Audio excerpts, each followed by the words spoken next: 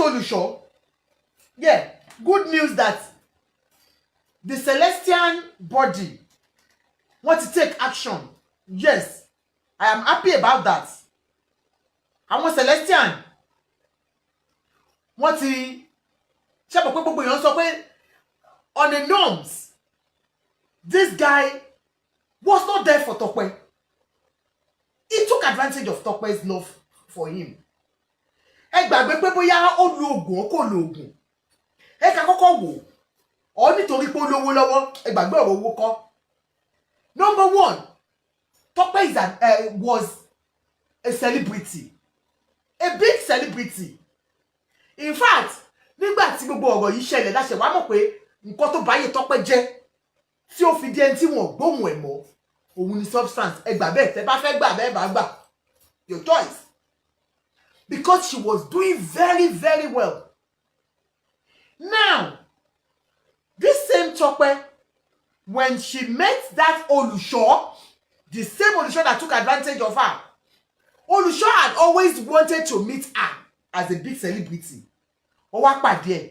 Kọ́ má dáwó fún Tope period yẹn, gbàgbé ọ̀rọ̀ owó. The fact that Tope ti ẹ̀ kó ẹ sí ẹ̀wọ̀n church ẹ̀ is an added advantage for him. Because celebrity ni, ó máa pe èrò wá sí church ẹ̀ naturally. Ó tún wá di pé wọ́n tún wá dá owó fún Tope. Òun lọ̀rọ̀ owó ṣe wọnú ẹ̀. Ṣé fẹ́ gbà mí gbọ́? Ẹ fẹ́ gbà mí gbọ́? Believe me, that Olusho initially might sincerely love Tope. I am just, guessing. Might sincerely love Tope because added advantage ni Tope jẹ́ fún. Ó máa pérò wá ṣọ́ọ̀ṣì ẹ̀. And she was a beautiful girl. Kálẹ̀ tó ugly tẹ́lẹ̀ ni wọ́n ní ó fẹ́ take advantage ẹ̀ kò kú fáyọ̀ ṣàwé orí. But Tope was a beautiful girl. Ó lè lo nǹkan fún omi ò sọ bẹ́ẹ̀ o pé kò lò. But bọ̀bọ́ yẹn naturally ó máa love Tope tẹ́lẹ̀tẹ́lẹ̀.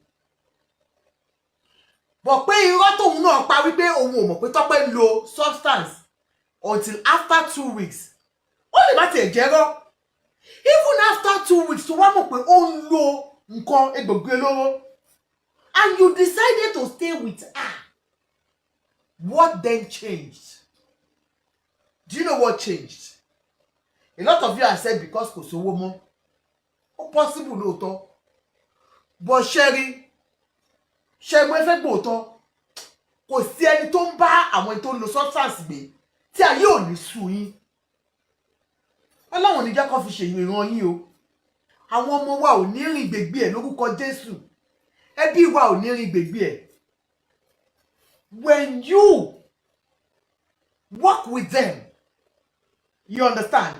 Nítorí iṣẹ́ tí èmi ń ṣe, èmi ń sọ fún yín first hand wípé it is difficult to live with them. He said after 6 months. Okay, sorry. Queen Lizzie. Okay, I'm sorry. Queen Lizzie said it's after 6 months.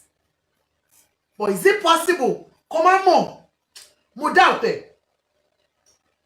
Mo fẹ́ gbàgbọ́ pé ó parọ́ pé after 6 months lòun ṣe mọ̀. He is a big lie. If somebody tell pé ó ti wà use mọ́, tó bá sọ fún mi pé after 6 months tó dẹ̀ wọ́n á mọ̀ yẹn, ó máa wà wasted gan. That means you are lying to yourself. Ẹ jẹ́ pé nǹkan tó ti mú ó ṣe wá jẹ́ all of a sudden ló wà wasted. Á jẹ́ wípé ìwọ ló ti di ẹni tó wà wasted nìyẹn. But ó mọ̀ wípé ó mú. It might be after tẹ́ bẹ̀rẹ̀, but after 2 weeks or a week or 3 weeks gan, wá ti mọ̀. Because ara wọn ò kí ń balẹ̀. Tẹ́ bá gbọ́, a lot of our friends that are talking and saying pé Tope máa ń béèrè as little as 5,000 naira, 10,000 naira. Ẹ jẹ́ ká lo ọpọlọ wa, kí ló fẹ́ fi 10,000 naira ṣe? Kí ló fẹ́ fi 5,000 naira ṣe? Ó fẹ́ fi ra nǹkan tó máa lò ní. Ẹ gbà bẹ́ẹ̀. Kò ń ṣe kó fẹ́ fi jẹun.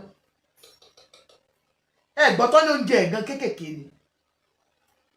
N tó fi ń ṣe nìyẹn. And when you move with them, mo sọ pé tẹ́ bá wo tó olùṣọ́ àti àwọn ẹbí olùṣọ́ gbà tí Tọ́pẹ́ máa kọ́kọ́ débẹ̀ inú wọn máa dùn náà ẹ gbàgbé ẹ mọ bó ṣe rí ni èbó star ó wá ń gbénu ilé àwọn ó di ẹni tó ń gbénu family home inú wọn máa dùn wọn máa gbé gẹ̀gẹ̀gẹ̀gẹ̀ ni wọn máa gbé gẹ̀gẹ̀gẹ̀ ni but it was because nígbà tó wá di pé kí ló dé kí lẹ gbé wá yìí nígbà tó wó yìí wà ó lè má tètè hàn because as at that time she had the money, she was using her money to buy it and she was using it. Wọ́n lè ti máa complain gbà yẹn náà but tó bá tó stage kan wọ́n máa ń di nuisance ó máa ń di nǹkan tó yẹ pé a máa dùn ìwọ tó jẹ́ ẹbí wọn tí wọn bá tún wá gbà láti gba help láti gba support from you tí wọn máa sá fáwọn ẹbí. Now ilé ọkọ tó wá wà nǹkan tẹ́ fi rí tí wọ́n fi maltreat ẹ̀ ojú wípé wọ́n ti rí bó ṣe rí ni wọ́n maltreat ẹ̀ wọ́n fẹ́ lé kúrò lé nítorí nǹkan tó ń mu ni ó ti sú ọkọ kò rí nǹkan kan ṣe sí mọ́ instead kó ṣe rí nǹkan tí bàbá Yorùbá fi yọrí ká ní when he discovered that she was already addicted, that she had addiction ó ti gbé lọ sí hospital ó ti lọ seek for help ó ti gbé lọ sí rehab. It's a different thing but most of us a máa ń ṣe mistake spiritually la máa fi ń lo ohun ó ṣe ní Nàìjíríà oògùn la máa ń lọ ṣe kán yọjú drugs kúrò lára ọmọ lára èèyàn. So bóyá the spiritual aspect làwọn mú dání tí àwọn àbúrò ẹ̀ wá bẹ̀rẹ̀ sí maltreat Tọ́pẹ́ nínú ilé tí ò lè sọ̀rọ̀. Tí bá lọ wo àwọn updates Tọ́pẹ́ kó tó kú ó ní is it a crime for a shepherd to love an imperfect being? She knew she wasn't perfect, so she was just wondering kí ló dé ṣé èmi nìkan ni màmá kọ́kọ́ máa ń lo drugs ni kí ló dé. So she knew she wasn't perfect but she thought they could have just continued to tolerate her. Bó ṣe fẹ́ gbóòótọ́ ó difficult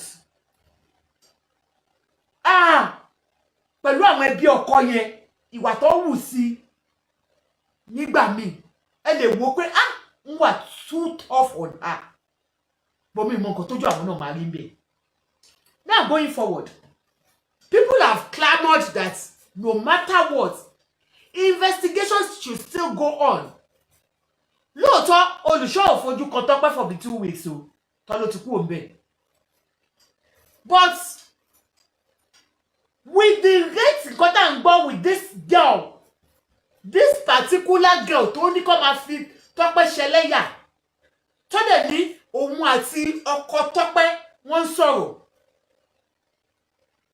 And again, this guy, when they were interviewing him, when he sat down, okay ma, when he sat down, tó ń ṣe interview bí gbà tẹ́ pé ẹ̀rùn ló kú kò ṣe èèyàn, that he was smiling while the interview was going on. Yeah, ale ní kó má bo kó ba nu jẹ́ kó ba ara jẹ́ lẹ́nu kiri o. Remember what Tọ́pẹ́ ọjà now. You told Tọ́pẹ́ pé kó lọ fara pamọ́ kí àwọn ẹbí ẹ kí wọ́n kọ́kọ́ wọn lè mọ̀ kó lè tọ́kọ̀ wọn máa fi wálẹ̀. Then why? Tí olólùfẹ́ máa kú tí wọ́n máa interview ẹ tó kàn máa jókòó tó máa smile tó máa lo words like she was always wasted. No empathy from you. Now, àwọn èèyàn wá ní irú bọ̀bọ́ yẹn àwọn suspect ẹ̀ bóyá òun ló fi nǹkan rán hairdresser kó bá yé gẹ́ yẹn jẹ́ bóyá wọ́n poison ẹ̀ ni ẹ ti understand. So that was why they were clamoring for autopsy. Now, but this very guy when they asked, how did you know that your wife died? Only a random number called him. Why don't pirọ́? Why tí ó fi ń pirọ́ wípé a random person called him? Why tí ó lè sọ pé the hairdresser called me? Why tí hairdresser ò lè sọ pé èmi mo pe uncle wípé àǹtí kú? Tí ó bá pé nǹkan mi wà ńbẹ̀. What are they hiding? The man said a random number called me. Why would a random number call you? Nígbà tẹ́ pé wà àti Tọ́pẹ́ wà àti girl hairdresser ti ń sọ̀rọ̀. Ṣẹ́ǹdè. Kí ló dé tí hairdresser ò lè pè ẹ́? Wípé uncle ẹgbà mi o, àǹtí nǹkankan ti ṣàǹtí o, nǹkankan ti ṣàǹtí o, because ẹ ti jọ ń sọ̀rọ̀ nínú mọ́tò tí Tọ́pẹ́ lòun gbọ́ pé ọwọ́ àtọkọ òun lè jọ ń sọ̀rọ̀. So that's why we'll say definitely the police need to investigate this matter very well. And because people have been calling for the Olusho to step down from his Olusho Ibu shepherdship. Àwọn Celestial, mo mọ̀ pé máa ń bú ìjọ mímọ́, ìjọ aláyọ̀. Ẹrú kan ló ń jẹ́ kó búgba ẹrú, ẹ̀yin Sẹ̀lẹ̀, ẹ má bínú. Because ibi tó bá ti ń sọ̀rọ̀ pé àwọn ṣe nǹkan bàjẹ́, mostly Sẹ̀lẹ̀ ló máa ń bá ń bẹ̀. Now, ẹ̀yin Sẹ̀lẹ̀, ẹ jẹ́ n fún yín látẹ̀wọ́. They have launched an investigation into this, yeah? Celestia has launched an investigation into this, and they have said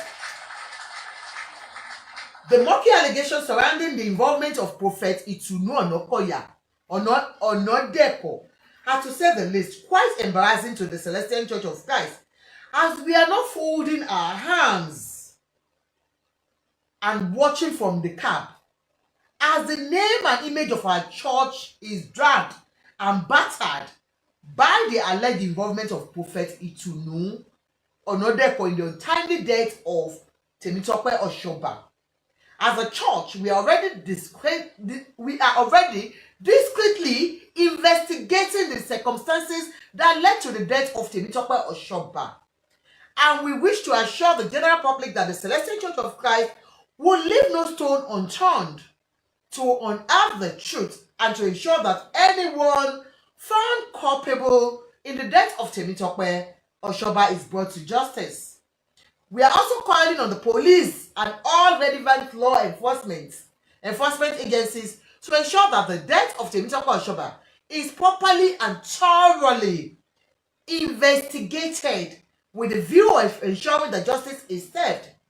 The Celestial Church of Christ is ready to work hand in hand with the relevant law enforcement agencies to ensure that all culprits are brought to book.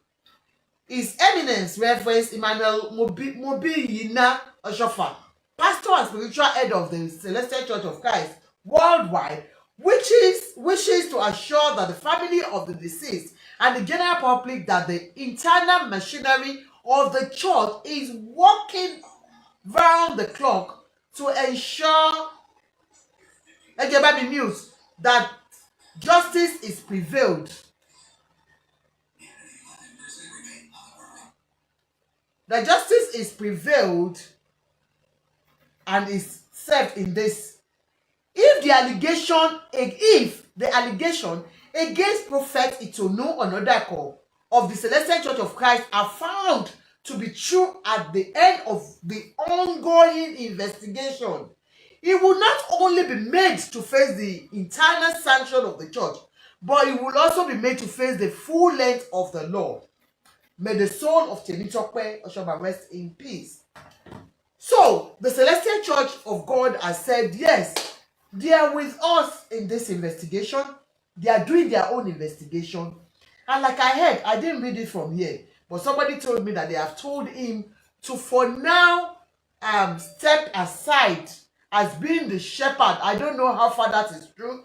If it is true, let me know. They said they have told him to step aside for now, until investigation is completed, and there and then they could say yes, Otoni. And definitely I applaud them for this, and I would say There is no doubt Tope was on cannabis. Like I said, I don't know of any other one. And for us, for educational purpose, there is a girl I put on my page that talked about how the medication she took induced psychosis from her. Yeah? Like somebody was asking that Temitope doesn't take colos, but she was taking cannabis. This girl wasn't on cannabis. She wasn't on anything. She was on weight gain medication. Only weight gain medication lòun lò. Only all of a sudden níjọ́ kan bó ṣe fàṣọyà mọ́ra òun lọ́hùn nìyẹn tóun rí bí Tinubu ṣe dọba. Santiago, how are you, sir? Bóun ṣe rí Tinubu, that she was actually seeing vision. She was seeing vision. And tí ò kìí ṣe pastor, tí ò kìí ṣe wòlíì. But she was telling us, remember they said Tope, bàbá yìí ní ó ní Tope pé èèyàn kan ló Tope pé òun tó lóun ríran òun rí tí ọkọ òun fẹ́ pa òun tí ọkọ fẹ́ pa òun. These are psychosis episodes. Kò ṣe pé irọ́ ni Tope ṣe bí epo fẹ́ ya wèrè. For anybody tó bá ní gẹ́ yẹn parọ́ pé Tope fẹ́ ya wèrè, kò ṣe bẹ́ẹ̀. It goes to show you that on that particular day, she was on something. Why did Mama Oshobe say to come and be? Because she was high. Why tó fi sọ pé ó ṣe bí pé ó ti fẹ́ ya wèrè? It's because ó take kìkìní yẹn. Tó bá ti take in excess. Wọ́n máa ṣe ó ríran. Adóhun lára òun rí pé ọkọ òun fẹ́ pa òun, ọkọ òun dejò, ọkọ òun di ọká. This girl was not on kini, and people even commented on her. Tẹ́ bá lọ wo page mi, page that is sọ̀rọ̀ yìí. Àwọn èèyàn go comment wọ́n ní màmá ẹ̀ wá ṣe Thanksgiving. Ó lóun ya wèrè tóun ya ṣọmọ́ra òun tóun kígbe, ha, Tinubu máa dọba, Tinubu máa di governor, Tinubu máa di president. Only vision. That's an episode of psychosis. And like I said, Tope has been going through depression. Substance can lead to depression. Excessive use of all these things can lead to depression. Can lead to psychosis. Woman sọ̀yàn di wèrè ni. Say no to drug. Everyone that you're watching me, no matter what you are going through, never supplement it with that substance. Ó máa ń ba nǹkan jẹ́ ni. Ẹ gbà pé òótọ́ tí mò ń sọ fún yín. Even the family that said àwọn ò fẹ́ ṣe autopsy tẹ́lẹ̀tẹ́lẹ̀, believe me, tí ò bá ṣe pé àwọn contradictory things tó ń rí between this hairdresser and her husband, wọn ò ní ṣe autopsy. Because I don't want to preempt it, the autopsy results. You'll be surprised at what will come out of it. Ẹ kọ orúkọ mi sílẹ̀, kẹ́ try sílẹ̀ ni. Ǹtẹ́ máa rí the result of that autopsy, you'll be surprised at it. Because the family got to sọ pé ẹ jẹ́ kó lọ sí tẹ́lẹ̀tẹ́lẹ̀ wọ́n mọ tó ń ṣe.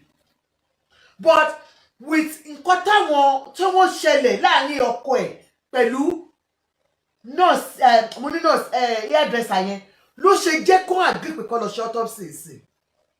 But don't be surprised at what we get from the autopsy. Yes, we await it. But come see.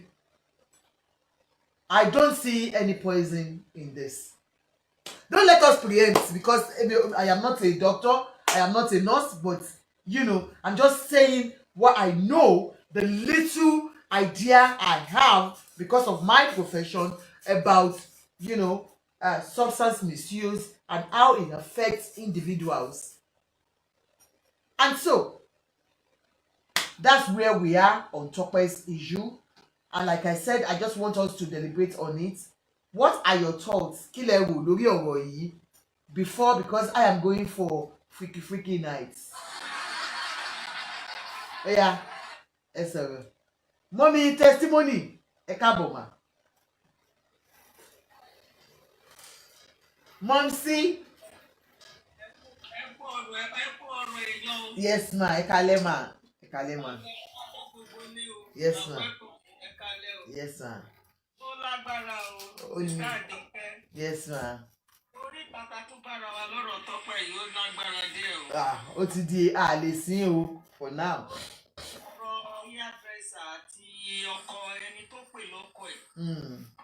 Wọ́n ti gbogbo àlàyé tẹ́tí ṣe látàárọ̀ kò sí rọ́ nínú gbogbo nǹkan tẹ̀ ń sọ yìí, reality lélẹ́yìí kí gbogbo abiyamọ ká máa fi kọ́gbọ́n o ká dẹ̀ máa fi kọ́ àwọn ọmọ wa obìnrin. Ṣé rí background Tọ́pẹ́ ti wọ́ láti ilẹ̀ o. Background Tọ́pẹ́ wọ́ láti ilẹ̀ o.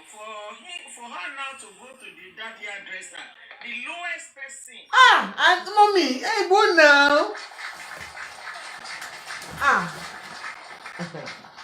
Láti lè gba ibẹ̀ yẹn lọ, ó rí pé iwájú òṣèlú ọmọ ẹ̀yìn òṣè padà sí. And then he's facing a lot of bullying nínú àyíká yẹn. Ṣé understand báwo ni ẹni tó bá nífẹ̀ẹ́ èèyàn, ọkùnrin tó lóun nífẹ̀ẹ́ yìí tó bá claim pé òun nífẹ̀ẹ́ pé kó parọ́ wípé àwọn ò jọ sí mọ́, set up nìyẹn. Olè ni ó ṣe máa ní kó parọ́ pàwọn ò jọ sí mọ́ tó ẹ pé lóòótọ́ ìfẹ́ òdodo ló wà láàrin wọn. Ó dẹ̀ rí pé ọmọbìnrin yìí ó ní issue. Ṣé rí nǹkan tí èmi rí lọ́rọ̀ Tọ́pẹ́ ni pé ẹni tó bá ń lo drugs wọ́n ṣòro láti tail down. Wọ́n ṣòro gan. Torí tó bá mọ̀ pé ẹgbẹ́ tail òun down ó máa sá ni. Bẹ́ẹ̀ni.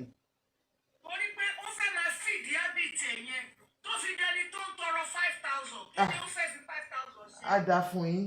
Nítorí pé ara ẹ̀ ò ní balẹ̀ gbogbo ara ẹ̀ máa gbọ̀n ni tí ò bá mú kíní ìyá rẹ̀ kò orí ò ní pé rárá. Tẹ́ bá dẹ̀ rí ó ti sún wọn láyìíká yẹn wọ́n mọ̀mọ́ náà ti jáde ni because ẹni tó lo drug wọn kì í wà níbi tó bá ń gbé máa ń rí. Ó máa rùn ní. Ó bẹ́ẹ̀ máa rùn ní. Self awareness máa ń lọ. Obìnrin kẹ̀tún ni. Self neglect ló kù. Àwọn ọkùnrin tó bá ti jẹ́ pọ́kùnrin tó lo drug yìí sí à ní pé ó sì kóbìnrin kò tiẹ̀ jí láàárọ̀ lásán kó má fẹnu kó má wẹ̀ ó jẹ́ pé drug ló máa pọ̀. Ṣé mo á mọ̀ wọ́n bí bàyà and I work in mental home. I know what I'm talking about here. Ṣé nǹkan tí mo sọ yẹn yóò difficult fún anybody láti bá ẹni tó bá ti dé stage tó dé yẹn láti bá gbé. But ó mọ̀ pé wá ìrànlọ́wọ́ wá sọ́dọ̀ òun ni ó rí gẹ́gẹ́ bí ẹni ó take advantage ẹni that I will be saying that. Ó take advantage ẹni ó dẹ̀ rí pé agbára wò ká situation Tọ́pẹ́ mọ́ ó ti ń dójú ti àwọn. Ó dẹ̀ rí pé kò léèyàn kankan tó lè mú àwọn sí torí pé Tọ́pẹ́ ti fi rẹ̀ ṣe sàárà. So gbogbo ẹ̀yin tẹ́pẹ́ra yín ní celebrate náà tẹ́ ẹ̀ yọ kínní mu. Drug àwọn olówó ló wà fún tọ́rọ́wọ́ gidi tọ́jú ara wọn. Most of the president gan wọ́n lò ó. Ẹ má jẹ́ àtọ́ra wa. Dáadáa. Wọ́n dẹ̀ mọ bó ṣe ń maintain ní ẹ̀. Kò sí fún àwọn olóṣì kò sí fún wọn tó ò ní jó jẹ gidi sára. So situation Tọ́pẹ́ ti worst kọjá nǹkan tí wọ́n lè bá manage láyìíká yẹn mọ́. Wọ́n wá fi bully wọ́n fi kún. So ó realize pé wọ́n bully wọn kò dẹ̀ lè yọrọ ẹ̀ kúrò nínú nǹkan tó wà. Kò sí way out fún ló ṣe kó kúrò ńbẹ̀ ló ṣe gbọ́dọ̀ yá dírẹ́sà lọ. Ó wò pé òun lè àṣírí òun lè bò ńbẹ̀. Gbà tó tún débẹ̀ yẹn tán wọ́n tún ya fọ́tò ẹ̀ wọ́n tún fi ń ṣe yẹ̀yẹ́. Nínú kéèyàn máa lo drugs tó bá intimidate èèyàn tó ń bully èèyàn ó ti tó kórè èèyàn dàrú. Bully is a crime. It is. Kéèyàn máa lo drug rárá kó má ṣe kókó kó jẹ́ pé ẹni tó wà normal ni kókò ṣàdédé develop hatred fún ẹni yẹn. Kó má rojú tó ara ẹ̀ pé kí ni mo ṣe kí ló dé tó ń ya fọ́tò mi kí ló tó ń ṣe lè. Ìyẹn nìkan lásán psychologically ó máa affect ẹni yẹn ká má ṣe aṣọ pé ẹni tó ń lo drug tí ò wà capable. In fact, a lè sọ wípé kò sí in his five senses mọ́ láti lè sọ pé òun fẹ́ gbèjà ara òun àbí òun fẹ́ manage ara òun àbí òun fẹ́ tọ́jú ara òun kò sí nǹkan tó jọ bẹ́ẹ̀ fún un. Break up Africa. Kí ló dé tí tó pè gbọdọ̀ àwọn èèyàn ẹ̀ lọ? Kí ló dé tí máa yẹn tó pè lọ́kọ̀ yẹn àwọn èèyàn ká tẹ̀ sọ pé wẹ́ ó ń dojú tì ẹ́ ó ń dojú tì yín kí ló dé tí ó ṣàmú àwọn èèyàn kan mu kí ló dé tí wọn ò mú lọ kọ́ mu lọ síbẹ̀ mi ò mọ̀ bóyá mò ń sọ̀rọ̀. ẹ sá ọ̀rọ̀ ọlọ́gbọ́n ni mọ́mì at least. situation tó pẹ́ mọ́ at least àwọn èèyàn tó mọ̀ mọ́ àwọn ọ̀rẹ́ ẹ̀ tó mọ̀ mọ́ kí ló dé tí kò pè wọ́n. ó ṣe wá jẹ́ wípé ikú ẹ̀ lọ́kọ̀dẹ̀ wá já sí kú. so tá bá wo gbogbo bí ọ̀rọ̀ Tọ́pẹ́ ṣe wá lọ yìí nàìjíríà ẹ má jẹ́ ká tọra wa ọ̀rọ̀ yìí máa lọ́ọ̀gì gan nítorí pé àwọn kan máa kó máa pọ̀ torí àdírẹ́sà náà máa sọ tẹnu ẹ̀. báwo ló ṣe wá jẹ́ wípé ọ̀nà nọ́mbà ló pọkọ imagine. ipò àwọn ọ̀dà ọ̀nà nọ́mbà tó fi ń pera wọn yẹn kí ni reason fún. ó ṣàti ó communicate pẹ̀lú ẹni tó pè lọ́kọ ẹ̀ tẹ́lẹ̀tẹ́lẹ̀ wá ẹ̀tọ́ tún lu ọ̀nà nọ́mbà. ada fún yín. what is behind that? gbogbo wa la mọ̀ pé téèyàn bá fẹ́ ṣe nǹkan kan tí ò fẹ́ kéèyàn mọ̀ pa ẹ̀ òun ló máa hide behind the curtain kí ló dé tó lo ọ̀nà nọ́mbà tó fi pè é ṣe mọ̀ pé ó nídìí ká kọ́ find out yẹn. bẹ́ẹ̀ni. so kí ló dé tó dé pé ìgbà tí Tọ́pẹ́ tó wá rí i pé àbóyá situation Tọ́pẹ́ náà kò wà bóun ṣe expect o ẹ̀gbọ́n yìí tó rìn wá sọ́dọ̀ mi tó dẹ̀ ti di báyìí kí ló dé tí òkùnkù wá sọ pé òkè òkùnkàn tó wà ń bẹ̀ ni pé olùṣọ́ ẹ wá mú ìyàwó yín kúrò lọ́dọ̀ mi àbí kó fúnra rẹ̀ kó mú lọ padà sílẹ̀. so kí ló dé ẹni tó lo drug tó bá rò pé bóyá wọn ọ̀gbọ́n àbí wọn mọ nǹkan tó ń ṣe tó fi lè sọ fún wípé níjọ́ pé fi lè mọ̀ pé wọ́n sọ wípé ó máa tó kú. kí ló fa gbogbo àwọn ẹ̀ṣẹ̀ mọ̀ kí ló fa gbogbo àwọn adé jù sí títì. wọ́n dẹ̀ jù sí títì. so nǹkan tẹ́mi fẹ́ mọ̀ ni pé ṣé evidence ọ̀rọ̀ yẹn wà tí wọ́n lè rí proof wípé wọ́n sọ bẹ́ẹ̀. tá a bá rí evidence ọ̀rọ̀ tó ń sọ yìí pé wọ́n ní kò ní pẹ́ kú then wọ́n kọ̀ jù sí títì. ọtí tó bá lè fa check yẹn tó mọ̀ pé lóòótọ́ ni that means between that hairdresser and the so-called husband wọ́n máa need láti call wọn into question. mi ò rí bí tí o ti máa ń sọ bẹ́ẹ̀ yẹn fẹ́ni tí o ti kú pé kò ní pẹ́ báwo làwọn ṣe mọ̀ pé kò ní pẹ́ kú. ká bá lè rí òdodo bẹ̀yẹn dìmú pé ayé ẹ̀sùn ó sọ bẹ́ẹ̀ o rìkọ́dì ni ẹ̀ wà o in fact àwọn méjì yẹn àti ọkọ àti àdírẹ́sà wọ́n máa ní nǹkan ṣe pẹ̀lú statement yẹn á jẹ́ pé ní tẹ̀lé ìmàdúró nìyẹn. Thank you, mommy. Mommy, ẹ má dúró mà ẹ má dúró ẹ fẹ́ kí ẹ jẹ́ ikọ́ mi pẹ̀lú pẹ̀lú tó bá gbé wọ́n ní evidence yẹn ṣe rí oh my God. ṣé wàá okay sis. nǹkan tí mo ṣe sọ bẹ́ẹ̀ ni pé ṣe mọ̀ pé gbogbo nǹkan tá a bá máa sọ láyé yìí tí ìṣẹ̀lẹ̀ báyìí bá ṣẹlẹ̀ ó gbọ́dọ̀ base lórí òògùn. evidence based.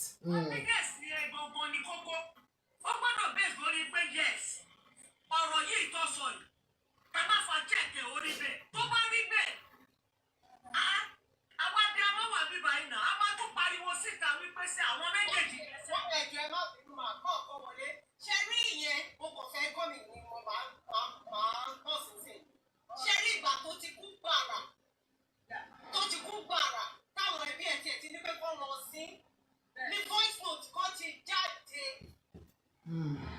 ṣé ti yẹ ìmọ̀ kan ti jáde pé ọmọbìnrin yẹn kó má sí o wípé kórópè tó gbé wọn ló sọ nǹkan báyìí fún wọn pé oní lẹ́yìn tó bá ṣerun àtọ́kọ ẹ̀ wọ́n mẹ́kọ̀ ọkọ̀ mẹ́kọ̀ every time níbo lẹ ti dẹ́ báwo ló ṣe ṣe that guy said oníkórópè yẹn ló wá sọ ńgbà tí wọ́n dé ọ̀dọ̀ ọlọ́pàá tí Tọ́pẹ́ bẹ́ jáde conversation wọn ó kọ correct and yẹn bẹ́ẹ̀ máa yẹn jáde voice note yóò dẹ̀ dùn mí akíwò play ẹ̀ pé àwọn èèyàn ti ẹ̀ ń play ẹ̀ pé kọ́ má sí o pé because kórópè tó gbé ó ní ọkọ̀ ẹ̀ pè back to back pẹ̀lú lady yẹn tẹ bá tún wá wò Akim tún wá sọ mo máa ń wo show Akim yẹn because ọ̀rọ̀ Tọ́pẹ́ yẹn tó bá ti jọ́rọ̀ Tọ́pẹ́ mo máa wà ń bẹ̀ yẹn pa ni because ikú ọmọ yẹn ń dùn mí gan Akim tún wá sọ pé there is another voice note tó ò tí ì play rárá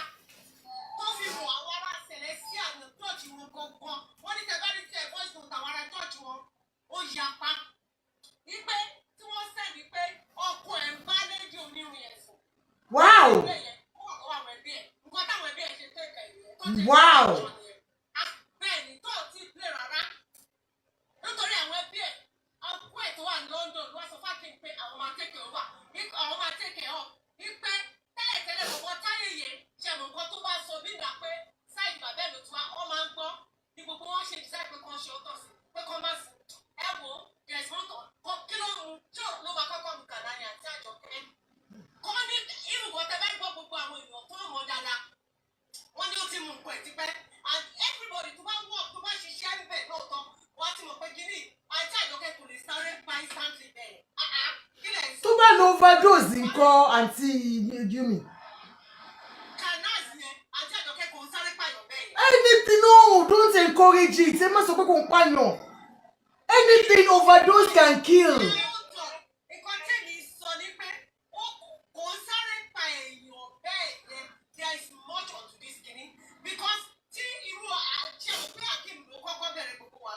Bẹ́ẹ̀. To the extent ní sí pé ọmọ yẹn sọ nínú iṣu ẹ̀ tó ṣe láìmọ́ àbí ìjẹta tí mo wà bẹ́ẹ̀ lóògùn ló jí ó ní wọ́n wá ti lọ sí ní ìsìnwọ́n ìṣẹ̀mọ̀ pé àwọn máa lọ bá ọba Ìpẹ́rù. Àwọn fámìlì yẹn wá tí wọ́n bá ọba Ìpẹ́rù sí nígbà kí wọ́n sọ fákin kó má sọ ń pa ẹ̀wọ̀n pé bìkọ́s kìíní yẹn ti wá bó ṣe ń sọ ń pa ẹ̀ ìgbà yẹn làwọn fámìlì wá pé àwọn fámìlì yẹn pé ọba Ìpẹ́rù ní òun ò lè sọ fún wọn ọmọ òun ni ọmọ Ìpẹ́rù ni màmá ẹ̀ náà báwo ṣe máa ní kó má sọ ń pa ẹ̀ ẹ lọ gbọ́ interview màmá yẹn léde. Màmá wo tún ni? Ọ̀ṣọ́bà ó ti ṣe interview ẹ lọ gbọ́ ní nǹkan wọn tó ṣe mo fẹ́ tẹ̀lé sí ìbọn mo bízì màmá yẹn sọ pé lẹ́dí ìyẹn tó yẹ pé òun ló ń pè òun tó ń bèrè pé mọ́mí ọ̀nà chọ́ọ̀chì ní kinní kan kó pe owó òun lòun pè pé nǹkan kí ló ṣe tọ́pẹ́ níjọ́ kejì ọdún bá yà ó mà ti padà lánàá ó lóun ní kí ló ń jẹ́ padà. Ó mà ti padà kú. Ó mà ti padà kú. Ó mà ti padà kú ṣé ẹ mọ̀ mọ́mí jẹ́ ìsúnmọ́ṣọ́ nítorí pé Akeem ní tó bá gbé wọ́n play voice note tó wà ń tà ń sìn ó ní àwọn èèyàn máa lọ sun church yẹn wọ́n mi gbọ́ àìjì ó ní wọ́n máa lọ sun church yẹn wọ́n máa débẹ̀ wọ́n máa da petrol wọ́n ní àwọn ará church yẹn gbogbo ló wá ní voice note lẹ̀ sí. Wow. láti tọ́pẹ́ she's the third wife. ṣé tí bàbá yẹn mú wa tó ń ṣe bẹ́ẹ̀ yẹn fún o.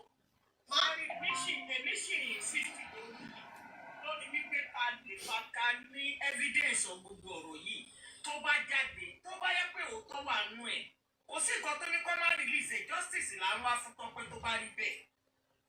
kì í ṣòun ló máa kọ́kọ́ fagbó kò dé ṣòun ló máa fà láàfin kọ́nà má jẹ́ kí àwọn ọmọ wa kọ́ kọjá àyè wọn. Àmì ò Jésù. èmi ló fọ́ fún àdúgbò tí mo sọ fún àjẹ́ Àjọkẹ́ ni èèmọ́ mi pé igbó àwọn èèyàn onígbà wọn fi ń sọ ẹ́ sùúrù rẹ̀ ń sùúrù. kì í ṣe nǹkan tó dáa ní pé kọ́ mo máa fagbó kò ń ṣe nǹkan tó dáa torí pé wọn ò ní mọ límìtì nǹkan tó yẹ kọ́ mọ́ a ní kì í ṣe nǹkan tó yẹ kó tó tiẹ̀ kọ́ sẹ́gbẹ̀ẹ́ èèyàn láti máa ṣe fẹ́ bọ́tà ti gbà pé ó ń ṣe ó dẹ̀ pọ́sibú kò yẹ pé ó ti ṣe kinní yẹn excessively nǹkan mi lè kún o ọ̀tọ̀ ń fúnra rẹ̀ ó ti fi chance sílẹ̀ láti pé kọ́lé àdínkù. ẹ má bínú màá torí mo fẹ́ sáré jáde níbi iṣẹ́. ó ti fi chance sílẹ̀ kí wọ́n lè kọ́. Máa bọ́ sílẹ̀ sí ẹ̀kọ́ fún mi ní 5 minutes ẹjọ́. tí òun bá wà nílẹ̀ tó jẹ́ pé wọ́n ní voice record. Ẹ jọ̀ọ́ mú mi ẹ jẹ́ ká yẹ kí ká gbọ́. Okay ma. Ẹjọ́ ṣe rí nǹkan tó ṣe Tọ́pẹ́ yìí ó ṣe àbúrò ọkọ mi. Ṣé rí day one tí wọ́n ti analyse ọ̀rọ̀ Tọ́pẹ́ yìí ni mo ti ń wá ẹni tí ó máa sọ̀rọ̀ bíi mọ́mí Nàìjíríà yìí mi ò rí lórí TikTok. So wọ́n lọ sórí page kan mo sọ wọ́n náà nìkan tí mo sọ pé ó yàtọ̀ sí nǹkan tó ṣe Tọ́pẹ́. Do you know somebody wrote it down now that do you know what is called psychosis? Yeah. Ẹ jẹ́ kí n jẹ́ ṣé rí ẹni tí nǹkan bá ṣojú ẹ̀ ló máa understand. God bless you. Ṣé rí number one gbogbo nǹkan tí Tọ́pẹ́ sọ yẹn ìsọkúsọ ni. Bẹ́ẹ̀ni. Brain yẹn ló ń ṣiṣẹ́. I disagree. No, you will have your own say. Ṣé mo pé gbogbo wa náà là ní say wa. Ẹ ní sùúrù mọ́ mi. Ẹ sọ̀rọ̀ ti yín. Just 5 minutes. Ṣé rí ọkọ mi gba 150 million naira lọ́wọ́ mi ọkọ mi fẹ́ pa mí wọ́n dàgbẹ́ sí mi lára gbogbo ẹ̀ làláì nǹkan kìíní yẹn ló ń ṣiṣẹ́ ṣe rí ẹni ò sọ pé bóyá ìyá dẹ́sà ò fẹ́ gbàgbọ́ dé gbogbo yẹn ò kàn yí o but ẹni tó ti ń gbé ọdún ẹ̀ for 2 weeks ó lóun ò jẹun for 2 weeks ṣe ẹ̀pọ̀ ẹgbẹ́ nínú interview ẹ̀ ó lóun ò jẹun for 2 weeks. àǹtí Júmi ẹ jọ̀ọ́ nítorí Ọlọ́run ẹ fún wọn láyè kan sọ tiwọn. ẹ jẹ́ kí ẹ máa gbọ́ ṣe rí ìgbà tó fi bọ́lẹ̀ nínú márùwá yẹn tó ń sáré lọ wípé wọ́n fẹ́ pa mí o wọ́n fẹ́ pa mí o mi ò mọ̀ wọ́n rí o ṣe rántí ṣe pé ọ̀nà sọ bẹ́ẹ̀. bẹ́ẹ̀ni that's an episode of psychosis. wọ́n sọ pé ìgbà tó bọ́lẹ̀ ló sọ pé òun ṣe wèrè ṣe rí bí kíní yẹn ṣe máa ń ṣiṣẹ́ nìyẹn láàrin 1 minute kíní yẹn wọ́n sáré wà òkè wọ́n sọ̀rọ̀ normal láàrin 10 minutes hallucination yẹn delusion yẹn máa sọ fún wọn pé àbẹ́ni yìí ló fẹ́ gbàgbọ́dé fún mi àbẹ́ni yìí ló fẹ́ pa mí àbẹ́ni ṣe rí ibi tí ikú Tọ́pẹ́ ti wọ́ wá just simple case ni. Number 1 ó nífẹ̀ẹ́ olùṣọ́ yẹn gan. Number 2 ó ti tara ilé ẹ̀ lọ́pọ̀. ṣé kí ó tó mìtò olùṣọ́ ṣé ní Tọ́pẹ́ ti kọ́kọ́ búlọ̀kù àwọn fámìlì ẹ̀ kó tó mìtì olùṣọ́ ẹ rántí bẹ̀ yẹn o according to bá ṣe gbọ́ o ti onáwọn àbúrò ìyá ẹ̀ àwọn ọlọ́pàá ìyá ẹ̀ everybody o ti búlọ̀kì gbogbo wọn o ti búlọ̀kì gbogbo fámìlì ẹ̀ o ní pé torí pé wọ́n fẹ́ pa ẹ́ náà ẹ máa gbọ́ tó ti kọ́kọ́ para ẹ̀ nìyẹn o búlọ̀kì gbogbo wọn bíbí at the end of the day owó ogun náà ló padà wá kú sí. Number 1 lesson tó yẹ ká kọ́ lẹ́yìn yẹn. Now number 2 ó wá gbà tí after cancer yẹn kó ṣe sọ́jú cancer yẹn ẹni tó bá yẹ ti ṣe cancer automatically kò yẹ kó súnmọ́ gbó. tó ti ṣe surgery cancer fún ẹ mọ̀ pé ẹni yẹn ti wà á gàn kò yẹ kó súnmọ́ igbó níbi tí wọ́n máa fa anything fine àwọn agbọ́n ní dábì yẹn pé lẹ́yìn tí òun ṣe surgery yẹn pé that olùṣọ́ was the only person to take care òun pé that olùṣọ́ was the only person tó gba òun sílé tó wẹ̀ fóun for 3 weeks. èmi ò ṣe mi ò lọ sẹ̀lẹ̀ I don't know anything about sẹ̀lẹ̀ mi ò sọ̀rọ̀ olùṣọ́ pé olùṣọ́ da àbí wọ́n ṣe kankan but she said it herself wípé olùṣọ́ yẹn was the only person wípé ó dàbí ìgbà tí Ọlọ́run bá rán áńgẹ́lì ẹ lọ gbọ́ interview yẹn o Ọlọ́run bá rán áńgẹ́lì òun sí òun láti wá ṣe kí ni láti wá ṣe bí ìyá ṣe bí bàbá ṣe bí gbogbo nǹkan fún òun. Now káwá accept pé olùṣọ́ yìí lóòótọ́ kò mẹ́bí ẹ̀ kò mẹ́nibọ̀dì ó dẹ̀ gbà sílé lóòótọ́ according to what Tọ́pẹ́ said nígbó dẹ̀ ń gbọ́ ẹ̀ fóun lójoojúmọ́. Now ibi tí mo ti wá fẹ́ analyse ẹ̀ lélẹ̀ Tọ́pẹ́ has the public fund there èmi ò mọ̀ nípa everything is about money ṣé olùṣọ́ yẹn mọ̀ bí ó ní public fund or not according to what Tọ́pẹ́ said lèmi fi sọ̀rọ̀ ṣe understand. Now ó wá bọ́ sọ́wọ́ olùṣọ́ yẹn nínú yard níbi tẹ́rọ pọ̀ sí ẹ máa gbọ́ o ó wá bọ́ síbẹ̀ ṣé rí the same tó ṣẹlẹ̀ sí Tọ́pẹ́ yìí mo ṣe fẹ́ ilé ìtẹ̀mọ́ kan tó ṣẹlẹ̀ sí àbúrò ọkọ mi gbogbo. She has over 30 million tí olùṣọ́ bọ́ sọ pé ó ra gold fún ẹ ṣe ìrìn àjò ọkọ yìí ṣé ìrìn àjò fún boyfriend yìí ṣé ìrìn àjò fún boyfriend yìí ṣé olùṣọ́ ló ní kó blọọkù yá ló ní kó blọọkù gbogbo àwọn fámìlì no ẹ ká máa sọ ní tó lọ wá ẹ jẹ́ mi kọ́ land ẹ jẹ́ mi land ẹ má lọ mú. ẹni sùúrù so tí ọmọ kan bá gbé ẹ̀yìn lẹ bírú Tọ́pẹ́ yẹn sìn mo kàn béèrè lọ́wọ́ yìí ni kọ́mọkùnrin kan kàn gbé wá sílé kọ́kàn ní mọ́mì ìyàwó mi nìyí o ó sì kó kíní kan ó fẹ́ máa gbé lè wá sọ ẹ̀ ní bèrè fámìlì ẹ jẹ́ ká sòótọ́ ẹ kí wá land síbi tí mo lọ ṣe rí àbúrò tèmi gangan tí mo fẹ́ relate mọ́ nǹkan tó ń ṣẹlẹ̀ ó lóyún she was just maybe 30 years ìgbà tó lóyún ó bímọ so kó tó lóyún yẹn ẹ mọ̀ ó ti wà depressed ó ti ní depression because àwọn wòlíì kan náà bí torí wọlé àwọn wòlíì náà kan lọ sọ fún pé kò lè bímọ kò lè lọ́kọ ẹ mọ̀ kò lè bímọ kò lè lọ́kọ eventually ó ṣàrí bọ́bọ́ kan ìyẹn fún jọ́sọ́ ní bọ̀bọ́ yẹn ṣáà sọ pé ó lọ́kọ òun lélẹ̀ ọkọ òun tó ti ń wá bọ̀bọ́ yẹn fún lóyún ní Ìkòròdú gbàtí bọ̀bọ́ yẹn fún lóyún that is the truth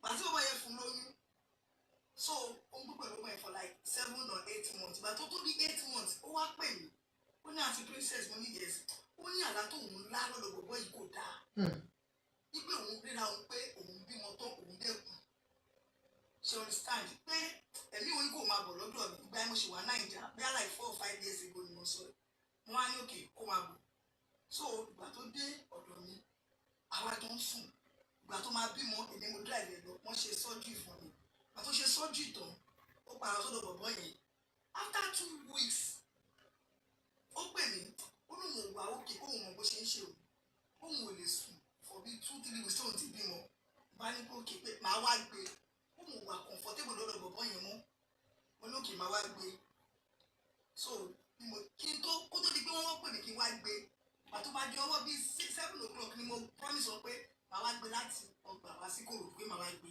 wọ́n ṣe pè mí nìyẹn pé bẹ́ẹ̀ ti já síta o ẹ máa gbọ́ o so ọ̀nà ti já ó ti já wèrè finally so ibi tí mi ti rí experience irú nǹkan báyìí ẹ lè sọ pé yàtọ̀ omi ò bá yági ṣé nígbà tó ló máa já sí ìta láti bíbí Ìkòròdú ìgbà tó ló máa rí ibi tó ti rí ni ò ti rántí mọ́ tó ti pẹ́ ó ṣàfọ́ǹdù ẹ̀ ó di ọgbà one very big hospital ló gba ìsálú wọ́n gbé débẹ̀ ìgbà tó gbé débẹ̀ ìgbà tí máa rí ṣé mo pé ẹni tó gbé lọ́dọ̀ mi for good 3-4 months ó ní ni mo fẹ́ pa òun o ni mo fẹ́ pa òun o eléyìí ò tiẹ̀ tí mo kó lọ sí o eléyìí ò mú kankan o postpartum nìkan ní akọ̀ṣe rí yẹn o ẹni mo fà ó ní ṣe mi ni mo tọ́jú for good ó ṣe wá sọ́dọ̀ ẹni jọ kó mọ ní 4-3 days ago ó lóun ọmọ mi rí o àwọn tó fẹ́ pa mí pọ̀ o àwọn tó fẹ́ pa mí pọ̀ o ṣùgbọ́n kí nìyẹn ó bẹ̀rẹ̀ sí ní máa lu sí ẹ máa ń gbọ́. àbúrò yín tẹ̀ ń sọ yẹn ṣẹ́rí ti tàbúrò yín tẹ̀ ń sọ yẹn àbí sínwín náà pè yẹn o.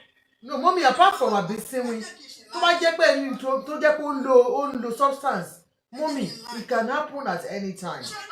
ṣẹ́rí ìdàgbàsókè wa wọ́n ló ń ṣe dá ó máa yàtọ̀ síra wa ẹlòmíì bímọ kò ló máa mọ̀ ẹlòmíì ò lè go through pains ẹlòmíì igbó yẹn tó bá fà wá láyé ó máa kú ẹni igbó ò lè pààyàn ẹni àìmọye àwọn tó ń fa igbó tí igbó ò lè pààyàn bẹ́ẹ̀ lómi bá fa igbó tó bá tíráyè wà láyé á kú.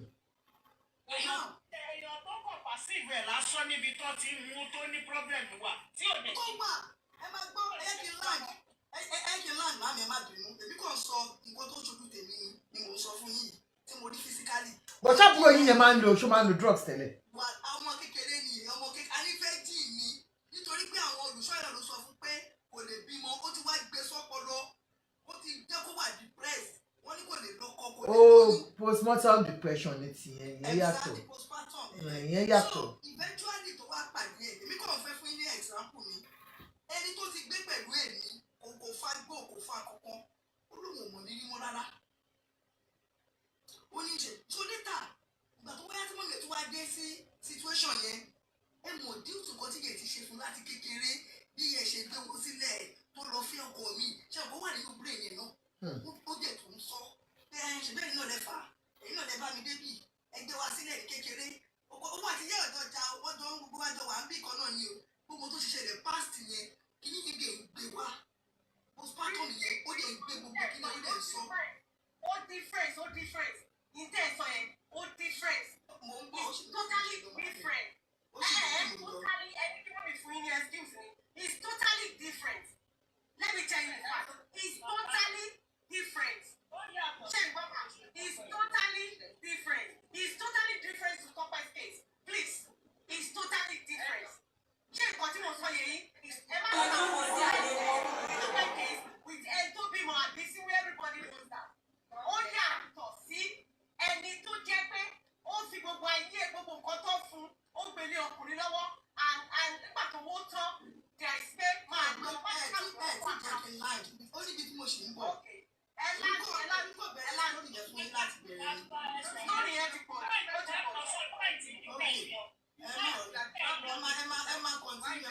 Continue ọ̀rọ̀ yìí torí pé mò ń continue ẹ máa continue ọ̀rọ̀ yìí. Tẹ́ bá ń lọ ní kẹ́kọ̀ọ́ fún wa. Torí pé ṣẹ́rí tí ìbá bẹ̀rẹ̀ láti ṣé wá ní ibi tí mo lọ sílé ẹ jẹ́ kí n kọ̀ round up láàrin 5 minutes.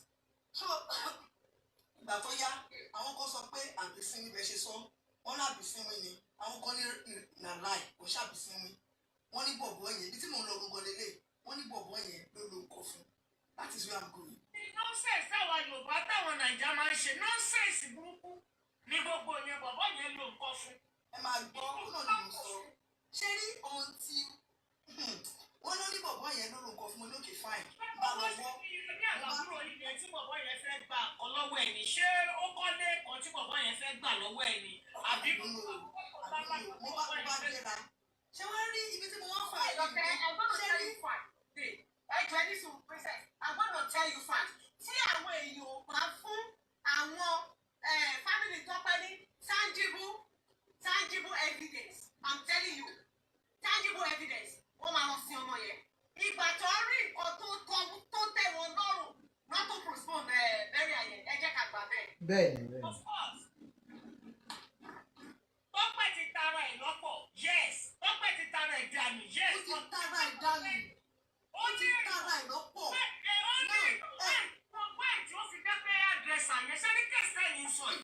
jẹ́ kí wá sáré round up láàrin 5 minutes ẹ má bínú. Ó níbi tí mo ṣe ń lọ. Just 2 minutes ẹ má bínú.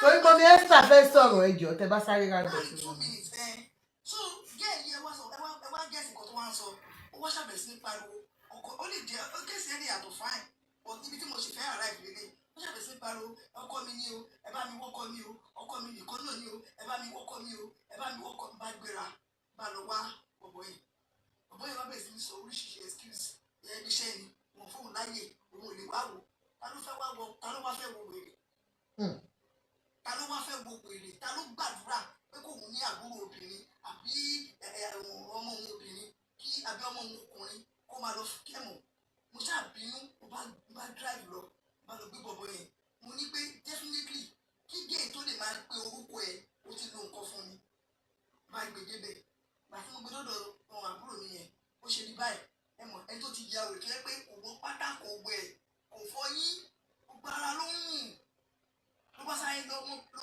lọ́mọ àbí sẹ́mínà ló bá sáré lọ́mọ gáà yẹn pàtó lọ́mọ gáà yẹn ó ṣàbẹ̀ sí ní fọwọ́ pa ní gbogbo wá ṣàǹwò ló bẹ̀ sí ní fọwọ́ pa lórí ló bẹ̀ sí ní fọwọ́ pa ní onífẹ̀ẹ́ ayé mi o kò rántí ọmọ tó bí gan mọ́ kò rántí ọmọ mọ́ wọn kò rọ́ ọmọ mọ́ o.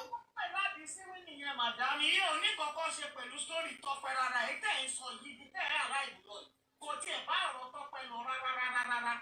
It's a different case entirely. ọ̀rọ̀ tá Tọ́pẹ́ yàtọ̀ sí irú àbúrò yìí Tọ́pẹ́ ẹsẹ̀ liberty that he has the money. ẹsẹ̀ ló fi rìn lọ sọ́dọ̀ olùṣọ́ náà ó ṣe wípé wọ́n gbé débẹ̀ ó lè wá dẹni tó dẹ́ pé wọ́n gbé pamọ́ káàkiri tó tún ta. I think what mommy you connect that got here and teacher that is so because I talked about psychosis.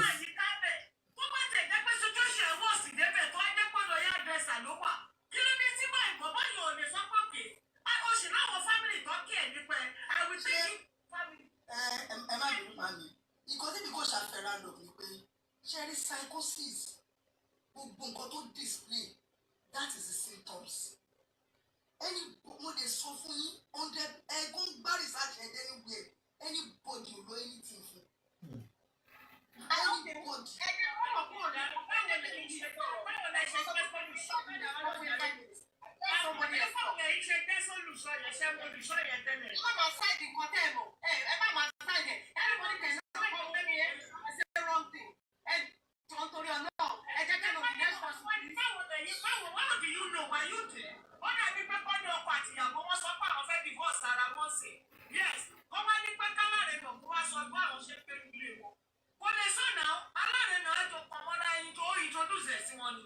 èèyàn méjì ló wà nù márèjì náà lè sọ pé báyìí ni àwọn náà máa mọ̀ nǹkan táwọn jọ ṣe nílé fúnra wọn kó tó di pé wọ́n sọ pé gàrí tè àwọn fẹ́ pé gàrí but àwọn táwọn àtàkọ́ tó ń sọ là ń deliberate lé lórí kéèsì àbúrò tí ó yàtọ̀ sí kéèsì ti Tọ́pẹ́ pátápátá Tókẹ́ number 1 is a celebrity èèyàn tó ní family gidi ni kì í ṣe pé bí pa àwọn family ẹ̀ tó bá di grand dídá this man even though that you are not married this girl and she is telling me that you are his husband kí ló dé tí òun lọ sọ́dọ̀ àwọn family ẹ̀ tó fi jẹ́ pé ọ̀dọ́ ẹ̀ bẹ̀rẹ̀ àdìgẹ́ yẹn ló end up sí despite the fact pé Tópẹ́ broke everybody nígbà tó ti ṣówó òsì lọ́wọ́ ẹ̀ mọ́ tí máa yẹ bá lè lọ ra gold fóun ẹ sọ fún mi náà Tópẹ́ was doing well when they meet each other but ìgbà tó ti rí pé ayé wọn ti mú ayé ìdíjọ́ ti rìn làbàṣẹ́sì ní ọ̀rọ̀ Nàìjíríà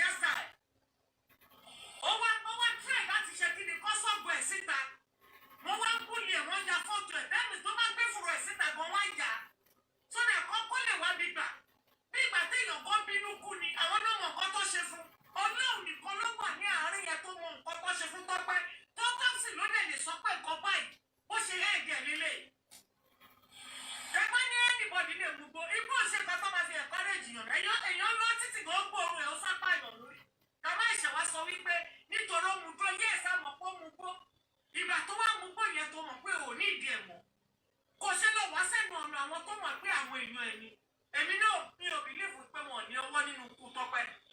That's my own point.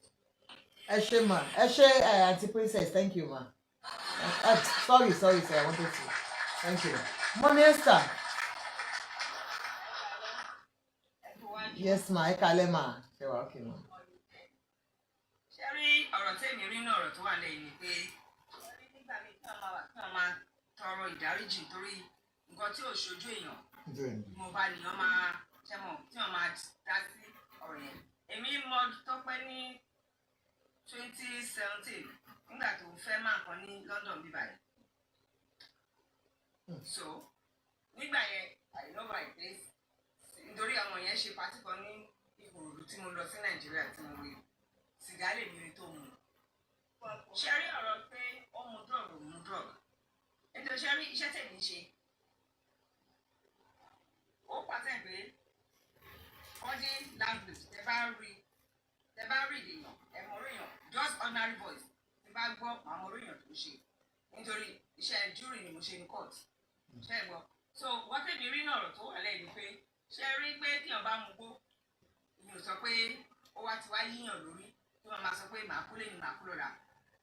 Dókítà máa ń kọ description pàápàá fún wọn pé wọ́n máa ń sè é wọ́n máa ṣe bí ìgbà tíyàn bá mu tíì tó máa mú so mi ò rí nǹkan kan tó wà bíbí nínú ọ̀rọ̀ pé èèyàn mú gbó èèyàn mú kíní. Ṣé rí màá nìyẹn nígbà tó kọ́kọ́ máa meet Tọ́pẹ́ lọ sí ọ̀dọ̀ ẹ̀ láti lọ sọ pé òun lọ ṣọ́nà àbí nǹkan kan máa yẹn rí pé jayéjayé ni pé ó ní ara ọlá ó dẹ̀ ní owó. Ẹ jẹ́ ká gbàgbé pé gbogbo nǹkan tó wá ṣẹlẹ̀ ẹsẹ̀ tó bẹ̀rẹ̀ sí ṣe kíní but nípa ti side family ṣé mọ̀ ọmọdé ń gbà míì kí wọ́n máa gbàdúrà pé kí àwa tàbí àwọn ọmọ wa kọ́ ṣe ọmọ wa kó ṣojú wa. Ìyá ọmọ yẹn nígbà tó ti kú yẹn ṣé mọ̀ kò sí pé màá bẹ́ẹ̀ tọ́mọ ó máa rí bí ìyá ọmọ gangan. Ẹja sọ òtítọ́ ọ̀rọ̀ bí tí òtítọ́ ọ̀rọ̀ lọ.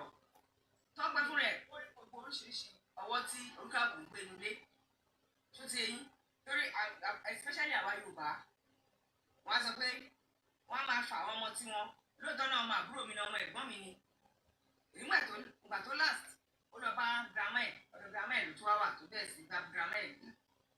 Àmọ́ gbà tí Tọ́pẹ́ rí pé gbogbo yẹn lóòótọ́ ọmọ lè wà tó jẹ́ ọmọ líle tí bá bí mọ́sẹ̀ tọ́mọ bá jẹ́ ọmọ líle mi ò lè tánù sínú nǹkan tí ò bá ṣe bá ṣe máa wà láti máa sọ pé mò ń wá mo lè fẹ́ tọ́jú ẹ̀ kó kó wá sílẹ̀. Ṣé nígbà tó dé ọ̀dọ̀ olùṣọ́ yẹn ti rídì gbogbo ara Tọ́pẹ́ pé àgbà tí wàá olùṣọ́ yẹn tún rí á tún ṣiṣẹ́ ìfẹ́ sí lára pé ó máa nífẹ̀ẹ́ rùn. Ọmọ pé tí ò bá nífẹ̀ẹ́ kò ní máa sunkún ọ́n rèé pé ọkọ mi torí wá gbé ọkọ yẹn ó gbé sórí gan-an. Mo tún wá dúpẹ́ lọ́wọ́ wúmànù wòlíì yẹn kẹ́ni yẹn pé ọdún ẹ̀ gángan ni ò bá dákẹ́ sí ọ̀rọ̀ tá à ń sọ ìyá jù bẹ́ẹ̀ lọ. Sísà mi ọ̀rọ̀ ṣì ń bọ̀ o. Ọ̀rọ̀ ṣe rí gbogbo àwọn ọ̀rẹ́ ẹ̀ tó jẹ́ pé wọ́n jọ wà nínú film industry yẹn wọ́n ní oríṣiríṣi àwọn nǹkan tó ti send sí àwọn yẹn táwọn yẹn sọ pé àwọn ò ní sọ nítorí bá ṣe ń wo yìí ọ̀rọ̀ ẹ̀ ṣe máa lọ sí court. Ṣé rí ọmọ ṣe mọ̀ pé wọ́n máa sọ pé Yorùbá máa sọ̀rọ̀ fún pé igi imú ó jìnnà sórí. Irú ọmọ yẹ́drẹ́sà yẹn àkọ́kọ́ mọ̀ báwo ni o ṣe máa lọ sínú ilé èèyàn tó máa sùn lẹ́lẹ̀. Àlẹ́ social media tí yẹ́drẹ́sà yẹn sùn ó yẹ kó jọ máa ṣe àbẹ̀dì. But irú bí yẹ́drẹ́sà yẹn ṣe ń wò ó bó ṣe ń wo Tọ́pẹ́ wọ́n ti conclude gbogbo nǹkan tó fẹ́ ṣe pẹ̀lú ọmọbìnrin pé àwọn kúkú máa tó gbé lọ sí tó ń fẹ́ gbé lọ. Mommy, in as much I am accepting something from you, ma. You have said something, but for you to say okay, you know, Emma, why would Tọ́pẹ́ go and stay where she will be sleeping on the floor? Emma, go. Kí ló tí ò lọ síbi tẹ́ pé wọ́n ti máa fún ní bẹ́ẹ̀dì láti sùn kò yé yín mà because any sùúrù màmí any sùúrù because you are saying I still want to disagree with everybody that says little use of weed cannot cause it. Please, let's just go to the any sùúrù mà ẹjọ́ má bínú because I know can cannabis I ask again can cannabis cause psychosis? Cannabis, also Yes. called marijuana, any suru please. Cannabis, also called marijuana or weed, is often viewed as relatively low risk. However, cannabis can cause serious mental health symptoms in some individuals, particularly younger users, heavy users, and those using high potency products. One of the most concerning reactions in cannabis-induced psychosis, which I have said earlier on, and that is where they hallucinate. I am not saying kini Sheriff for Tope to have decided to live in that place tó lọ gbé lọ́dọ̀ ọ̀gá yẹn tó ń sun ilẹ̀ lẹ̀ is because that is an enabling environment for her. That is a place where she could do whatever she was doing and nobody will ask her question. Cannabis, person, yes, cannabis can cause all these things. My program is always to educate people. I understand the fact that, yes, we want to defend Tope, she's no more, we want to talk about the husband, it's fine. But in as much as we are still saying that, cannabis is a very serious issue that can cause induced psychosis. They hallucinate, they tell you, they tell you things that never happened. So that's what I'm saying, ma. So you can go on, ma. Mental health. Tó bá ti pọ̀ jù nínú system yẹn. Ṣé mo pé ó ti wá mú bí ìgbà tíyàn bá ní àwọn medication tí ọmọ máa mú every 4 hours or 5 hours. Nítorí ó depend bó ṣe máa mú. So to win over 5,000, 10,000 naira. You can imagine. Yeah. When she had the money, òun làwọn yẹn ṣe lè lè ṣọmọ wọ́n try wọ́n gbà mọ́ra because owó ìwà lọ́wọ́ ẹ̀ gbà yẹn kò ní disturb wọn ó lè rà kó mú kọ́kọ́ ṣe bí pé òun ò rí gan kó pretend ó ló máa wasted ó lè bá wẹ̀ fún tó bá ti wasted tán torí owó ìwà lọ́wọ́ ẹ̀ bọ́pá tí ò sówó mọ́ ló máa kanra mọ́. Ọ̀gbà tí ó bá sówó lọ́wọ́ ọkùnrin láti ó máa change sí i. Nítorí ọkùnrin yẹn náà wà pẹ̀lú ti rí níjọ́ yẹn náà pé bọ̀tùkọ́ tó wá sùn èdè mo rí tọkùnrin yẹn ṣe jọ yẹn ni pé kò wà ìmọ̀ ṣẹ́mọ̀ pé èèyàn kú ajá léèyàn pápá bá kú ṣẹ́mọ̀ ẹ ti rí body language ẹ̀ pé kò wọ́rì òun ò mọ̀ pé gbogbo ọ̀rọ̀ yìí máa rádi pé àwọn èèyàn bẹ̀rẹ̀ sí fa gbogbo kíní èèyàn kàn rí pé bó ṣe kú yẹn bọ́n family ṣe sọ pé àwọn á lọ sí.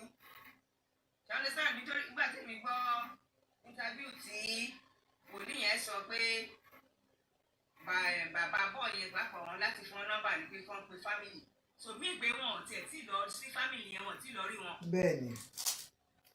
That is very bad. And Shemo, I know everybody is saying pé ọ̀rọ̀ yìí náà lọ court tó máa ṣe tó bá ṣe ẹ jẹ́ kí n sòótọ́ fún yín tó bá ṣe autopsy tó bá determine pé substance wà nínú ẹ̀ heavy drugs kò sí kankan tó máa ṣe ẹ ti ẹ̀ ká sòótọ́ fúnra wa tó bá rí i pé kinní wà ńbẹ̀ of course olùṣọ́ lack ó ṣe àwọn nǹkan tí ò dáa but ṣé lóòótọ́ ló lo drugs níjọ́ yẹn or not gbogbo ẹ̀ ló máa wò ó so ẹ ṣé gan ma thank you very much ma ẹ jọ̀ọ́ Mr. Yomi Benson àbí tani next. Èmi ni o. All right ma ẹ sọ̀rọ̀ ma ẹ sọ̀rọ̀ ma yes ma. Ẹ jọ̀ọ́ ma ọba tẹ́bi náà fẹ́ sọ ó ní wípé ẹ ti sọ̀rọ̀ lẹ́ẹ̀kan because ṣé ní tábà ní pé ká wo kiri yẹn bí ìmọ̀ ẹ̀kan tí mo rí Tọ́pẹ́ rí láyé bíi ti ẹ̀rọ ìpọ́ ọmọ Ìgbò ni mo máa ń pe Tọ́pẹ́ tẹ́lẹ̀ tẹ́lẹ̀. bí máa sọ broken. Ọmọ Ìgbò mo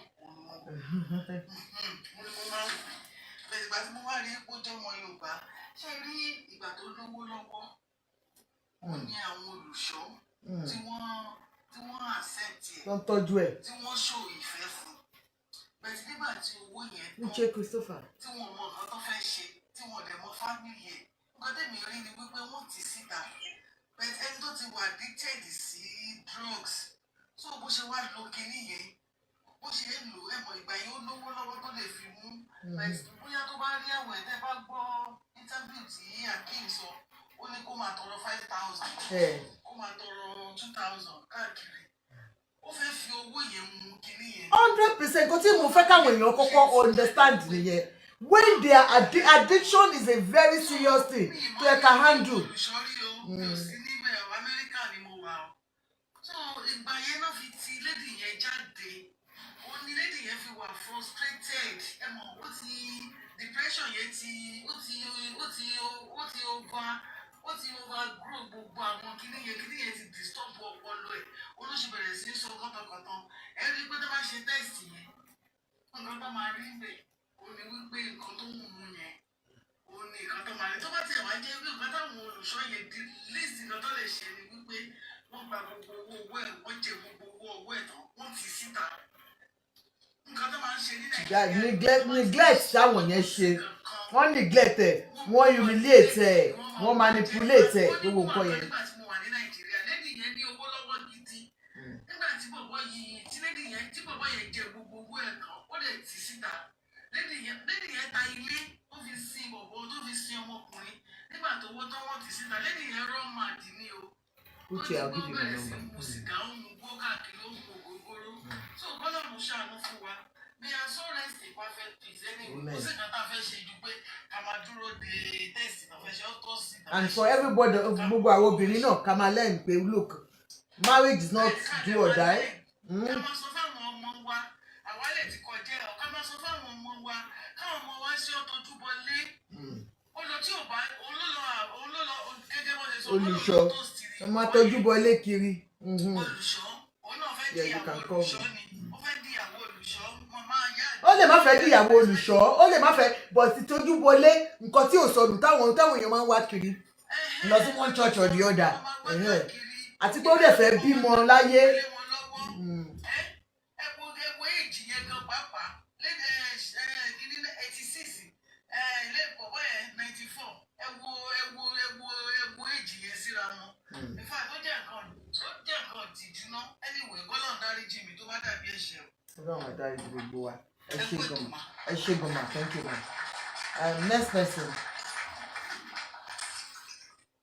Mr. Yomi Benson, how are you, sir? Hello, Auntie Joke.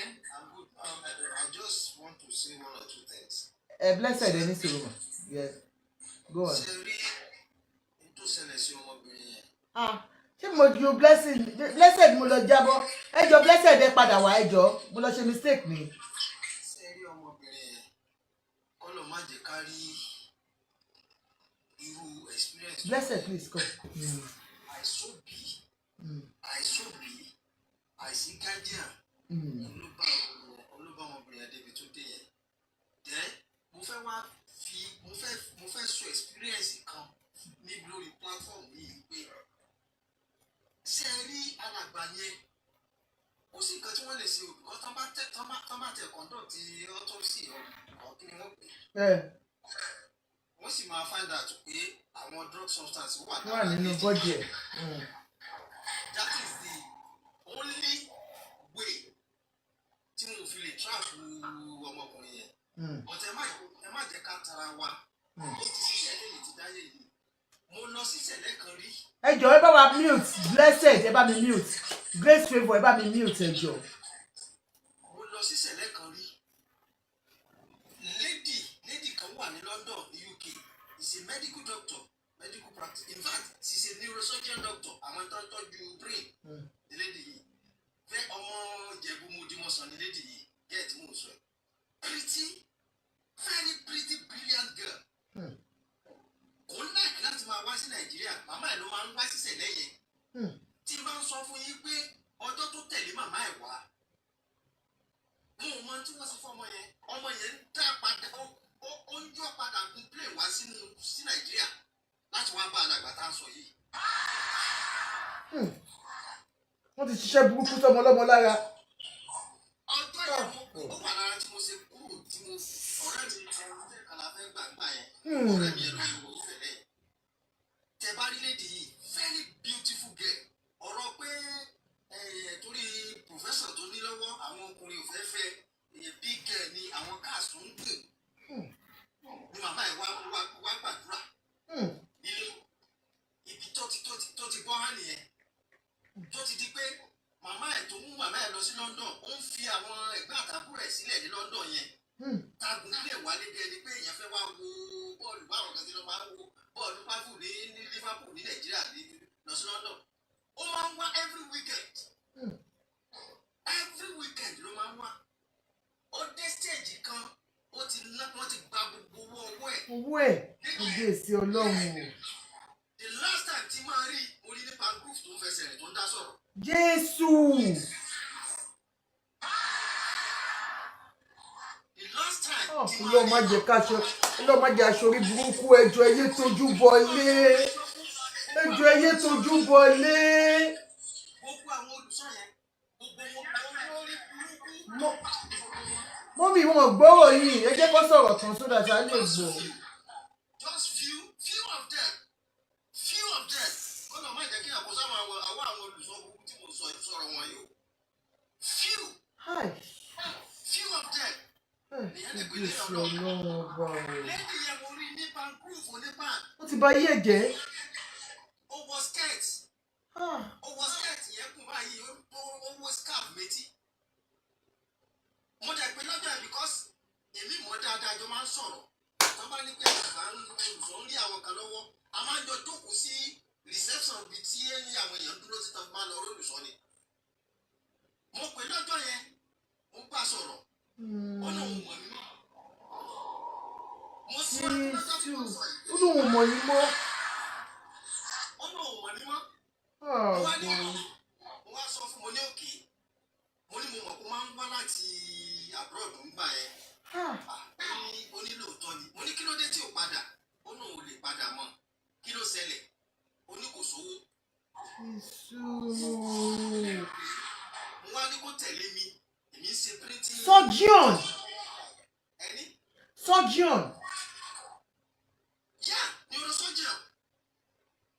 neurosurgeon kí a lè mọ̀ pé mo mọ̀ dáadáa kó tó di pé wàhálà ìdè bá gbogbo táàmù tó ti wá bí ẹ̀ẹ̀mejì tí mo ti sọ fún ó sọ gbogbo bó ṣe lọ school fún mi ó sọ gbogbo bó ṣe wà stressful láti lọ fún neurosurgeon doctor torí bíi PhD ní kíní ẹ̀ ní medical line medical doctor ní tẹ́lẹ̀ ó tó padà lọ sí school ló fún neurosurgeon yẹn about bóyá 10 or 15 years ló lò fi sí course yẹn àjọ sọ yẹn tí mo mọ̀ dáadáa ni next time tí máa rí pancreas ni mo ti rí tó ti fẹsẹ̀ rẹ̀. so gbogbo ohun tó ṣẹlẹ̀ sí ọmọ yẹn ọwọ́ olùsọ yẹn ni mo believe kò ti wá. so èmi ò ní nǹkan tí mo fẹ́ sọ ju yẹn lọ. nígbà tó gbéyàn sílé o ò máa ra ilé ẹ̀ o ò mọ̀ bí ẹ̀ o ò mẹ̀gbẹ́ ẹ̀ o ò máa gbúrò ẹ̀. tó tiẹ̀ jẹ́jẹ́ yẹn gan ló kú gan sírú attitude tí a ká put up yẹn. mi ò wá lẹ́yìn yẹn láti ìgbà tí mo ní mo pàdé ẹ̀ ní pancreas yẹn tí mo ní kó padà bá mi ní shop tí mo ti ń ṣe printing ní Ṣómólú mo lè tẹ̀ títí lọ́jọ́ ẹ̀ gan mo sì fún ní 5,000. Kábíyèsí Ọlọ́run o. Má jẹ́ káwọn ọmọ wa ṣí ìrìn o. ó jẹun lọ́jọ́ yẹn ó dẹ̀ kúnlẹ̀ fún mi ó ní mo ṣe after tó ti lọ mo fún ní nọ́mbà mi ẹ̀yìn ìgbà yẹn kò ní fóònù ẹ̀yìn ìgbà mo pé pẹ̀lú nọ́mbà ẹnìkan tó fún mi nọ́mbà ẹnìkan mo pẹ́ ni ẹ títí ẹni ẹ nígbà òun mọ ibi tó wà ó máa ń tó bá ti débì kan tó bá ti lò bí oṣù kan á kàn tún dédé rìn lọ. Kábíyèsí Ọlọ́run o. ẹ̀yin náà yóò mú kankan o kò mú kankan rárá very clean girl kò mú kankan clean girl. ọ̀nà àwọn èèyàn sọ pé ìjọ tó ti mú màmá ẹ̀ ti mú wá ẹ̀kejì tí màmá ẹ̀ máa mú wá tó padà dé láti London tí wọ́n mú wá láti gbà yẹn ẹ̀kejì tó wá ẹ̀kejì tó wá sí church yẹn láti gbà yẹn ó máa ń wá fúnra rẹ̀ ni tí òun sọ fún màmá ẹ̀. Kábíyèsí Ọlọ́run. nígbà yẹn ẹ jẹ́ fẹ́ lómi láàyè kó sọ̀rọ̀ jàre. ẹ ṣe sà. àmín. mọ́mì fẹ́ béèrè question nígbà tó mọ́mì fẹ́ béèrè question kan. mọ́mì testimony.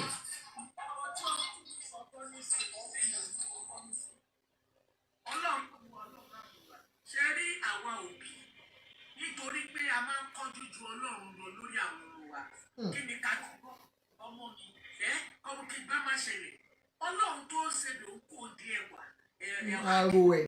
ìyá ẹ̀ ń tójú wọlé fún ẹjọ́ torí Ọlọ́run gbogbo abiyamọ tó bá ń gbọ́ àwọn ọ̀rọ̀ yìí lálẹ́ fún àtẹ̀jọ́ ara yín kẹ́ lọ rò ó. Káyé má mọ ọmọ mi kíkiri kan má ṣẹlẹ̀. Ṣé gbogbo wa lọ lọ ṣé gbogbo wa la gbọ́dọ̀ bímọ láàárọ̀ la gbọ́dọ̀ bímọ lọ́sàn-án? Àríyá 16 kò bí. Kí ni ìyá ẹ̀ kó tó dúbọ lé fún? Ṣé lọ́dà wa yìí sọ ìwé? Wọ́n sọ fún yín pé Ọ̀ṣọ́fà ló ta àmì òróró lé mi lórí ní Kétu nígbà tí Kétu sì wà nù gbó. Wọ́n kúrò ní Makoko Kétu ká má fẹ́ ṣe rìn láti kí wọ́n ti ń pè é Kátódé Kétu kí wọ́n ń pè Kátódé Kétu. Láwọn fẹ́ ṣe rìn láwọn. Alápẹ̀rẹ̀. Ọ̀gẹ̀dẹ̀ ni wọ́n gbèsè gbogbo Kétu yẹn ibẹ̀ Ọ̀ṣọ́fà. Àyọ̀ǹgẹ̀dẹ̀ ló máa ń gbé òróró tẹ̀lé lẹ́yìn. Kájálé kòkó máa tẹ̀lé. Ọ̀ṣọ́fà ló tàbí òróró lé mi lórí. Ṣé ní ohun tó ń sọ yìí? Ó ti ń ṣẹlẹ̀ ní Sẹ̀lẹ̀ ti pẹ́. Ara kan táwọn ti kúrò Sẹ̀lẹ̀ nìyẹn. Ó ti ń ṣẹlẹ̀ Sẹ̀lẹ̀ ti pẹ́. Ilé tó bá ń tòrò àwọn náà máa túká. Nítorí ó ti ṣẹ̀ yìí. Kọ́ máa di kándù mẹ́jọ kándù mẹ́wàá kọ́ máa fi abẹ́rẹ́ sínú ẹ̀ kọ́ máa fi gbá sínú ẹ̀ kọ́ máa fàwọ́ sínú ẹ̀ kọ́ máa fi bàtà àwọn ọmọ ọlọ́mọ jẹ́. Àìmọye ìyàwó ọkọ àti ìyàwó ló wá sí ṣọ́ọ̀ṣì tó yẹ pé ibẹ̀ lọ́kọ ẹ̀ ọkọ máa ya wèrè lọ́gbẹ̀yìn ni. Ìpè tọ́lọ̀ lẹ́pẹ̀ yìí fi hàn ẹ̀ jẹ́ ọ̀rọ̀ bẹ́ẹ̀ rẹ̀ dáadáa. Wọ́n máa gba kodoro gbẹ̀yìn náà. Ṣé káwọn òbí náà kó máa mú àwọn ọmọ wọn tó dúbọlé kí ni géènì wọn bẹ̀? Kí ni géènì ta fẹ́ rí? Ẹni tó wà fún ọlọ́run lẹ̀ tí ò sí tó jẹ́ pé èèyàn ló gbà wọ́n ní wọ́n tó bá gba wòlíì gbọ́ ìwé wòlíì náà ló máa jẹ. Ó bá tán. Ẹwọ pòsíṣàn tó mú. Wo life tó bàjẹ́. Kábíyèsí.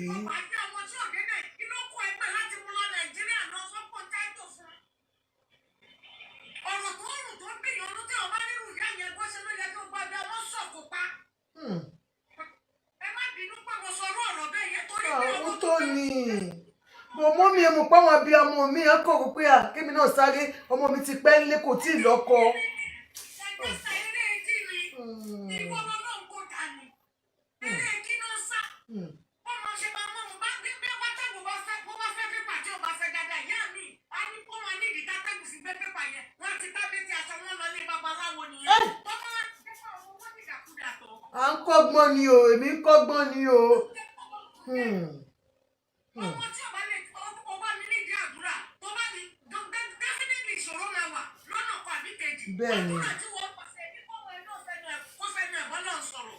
Ẹ wá sọ èèyàn dọ́lọ́run wọ́n jèrè èèyàn nìyẹn. Ó kàn dùn mí fún ọmọ ẹ pé innocent ni. Òun náà tó tẹ̀lé ìyá ẹ̀ lọ tó dọ́lọ́ tójú bọlé. Ọlọ́run fẹ́ fi àjùlọ hàn ìjà náà fúnra rẹ̀ pé èmi mo wọ̀ sáré wá bẹ̀rẹ̀ fúnra rẹ̀ ó lẹ́nu tó lè fi gbàdúrà ó lẹ́nu tó lè fi bèrè lọ́mì ó gba èèyàn bó jèrè èèyàn. Ọlọ́run má mú wa Naija style. Ọlọ́run má mú wa kọ́lọ̀ má mú wa. Nǹkan ṣẹlẹ̀ láwọn aláṣọ funfun yẹn kàkà ẹjẹ́ àbò bẹ̀. Ẹjẹ́ àbò bẹ̀ kọ́ ṣẹlẹ̀ ń bẹ̀ ní ohun tó dùn àwa yìí tó rí ń bẹ̀. Ká tó di single mother for many years. Kò ṣe kékeré. Wọ́n bá yín sọ ẹgbẹ́ tó mi síta tó téèyàn bá kó odidi ní mẹ́wàá. Tí ò bá ṣọ́ra tó bá bá ṣẹlẹ̀ ṣe ó máa gbà fi ṣiṣẹ́ ṣẹ́ mi. Ẹ má sọ bẹ́ẹ̀ mà ẹ jù mà. Àwọn babaláwo ń kọ́, àwọn aláàfáà ń kọ́, ẹ má sọ bẹ́ẹ̀. Mọ́mí Juliana, ẹ máa ráyè sọ ti yín. Ṣé mo fẹ́ experience kankan ni? Dádì Yomi ẹ ní sùúrù one by one so that ariwo ò ní pọ̀ ká lè get ara wa. Ìwọ bí kò wá ṣèyàn rí tó máa ń sọ yàtọ̀. Experience tèmi lè ní sọ. Ẹ̀yin náà wá ráyè sọ ti yín tó bá ti sọ̀rọ̀ tán. Ní mo jẹ́ bí gbogbo àwọn tó lọ fún mi inú ìṣẹ̀lẹ̀ mo bí wọn sí. I'm proud to say it, but I'm not proud to be the member any longer. Mo jẹ́ ti fi ṣẹlẹ̀ sílẹ̀ sí tabaka ilé èjì ẹ̀ta. Last month ni mo bí síbẹ̀ bẹ̀yìn and it's 40 years old. Ẹni tó bá wọ̀ fún ó lè máa ṣe ìrírí tèmi lè ní sọ ẹ̀. Ibẹ̀ ni mo ti sọ́kọ̀ nù. Ìrírí tèmi lè ní sọ ẹ̀. Ìbẹ̀lẹ̀ ti sọkọ nù. Bẹ́ẹ̀ ni mo sọ fún yín. Ẹ jọ pẹ́sìpẹ́sì ẹ bá mi mute ẹ bá ti gòkè ẹ máa mute ẹ jọ. Ṣé gbogbo ẹbí kan sá fún mi? Ẹ máa gbọ́ mi dáadáa. Wọ́n sọ wípé ẹ̀sìn tí mo kojú bọ̀ ló sọ mí ní ìdàkudà. Èmi ọmọ onílé ọlọ́nà. I'm telling you about my own experience. It can be good for other people. Ìgbà tí ṣẹlẹ̀ ṣì jẹ́ ṣẹlẹ̀ fún yín tí bá jẹ̀jẹ̀ pé mo kàn ń dún ẹnu lórí online ó kèmí ọpọlọ ọṣọ́fà ló tà ní òróró lé mi lórí mo dẹ̀ mọ pòsíṣàn mi kí tó kúrò bẹ́ẹ̀. ẹ jọ tábàlà sí ọlọ́run ẹ jẹ́ ọlọ́run gbé inú ọkàn wa mí ní kẹ́nìbọ̀dì má ṣe ṣẹlẹ̀ mọ nǹkan tó bá lọ́bẹ̀ má jẹ́ kí èèyàn gbé kọ́tọ̀ nù. kọ́ lọ gbégbèkúgbè ilé ẹ lówó. ibi tí Jésù ti kó kánù tó ń fi abẹ́rẹ́ sínú ẹ̀ tó ń fi aṣọ funfun dì tó ń fi aṣọ pupa dì tó ń fi màrìwò dì kó sínú spítọ̀. ó ní all things are passing away behold all other things have become new. so gbogbo àwọn nǹkan yìí kẹ́kọ̀ọ́ fi gba ayé àwọn èèyàn jẹ́ àwọn tó ṣe é lu sẹ̀lẹ̀ mọ̀ pa wọ́n ṣe. experience tèmi lèmi sọ yìí irú tó ṣe mí rí lèmi sọ. ẹ ṣe mà ẹ yẹ ká gbọ́ from another person. tó bá lọ sí church aláṣọ funfun tí ò bá mú ọkọ tó wá lọ tó bá lọ sí church aláṣọ funfun tí ò bá mú ọkọ tó wá lọ bẹ̀ tó bá fi agolo rọ́ọ̀bù gbogbo wọlé á fi báfọ̀ gbogbo ta. kábíyèsí ọlọ́run. ọ̀nà ṣàánú wa ni. ok ó dà pé mọ́mí Juliana fẹ́ sọ̀rọ̀ ẹ ká yẹ kí mọ́mí Juliana sọ̀rọ̀ ẹ kálẹ́ mà ẹ kálẹ́ mà yes ma. Jerry, ká tó lọ sọ́dọ̀ ọ̀rọ̀ I have a lot to say and I'll be varying in English and Yoruba. No, go on. Any language that suits you, ma. Even if it is French. Okay. The thing is, tabanika lọ pẹ̀lú weed, pẹ̀lú oògùn olóró tó ń sọ. Ẹ mọ̀ púpọ̀ oríṣiríṣi. Sister Ajoke, you've worked with these kind of people before. Yeah. And you know how it is. Yes, ma. There's levels to it. You understand? And as you were saying about the psychosis, you see, we Nigerians, we tend to veer away from many things, many issues that we should look into. Jerry, most of us here now tend to, when we see little experiences, we tend to learn now. But with someone smoking, yes, it depends. Cheap one don't fight.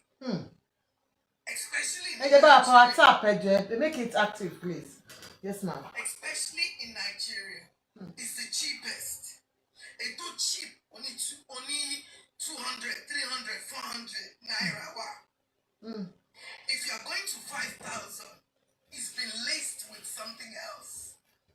Same thing in this country. I'm a barrister.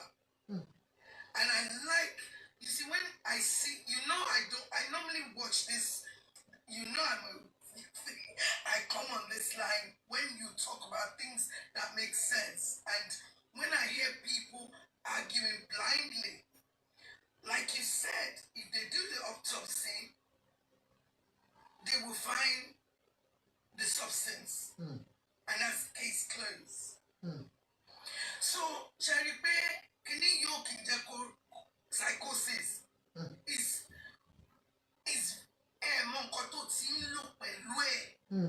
you understand? Yeah.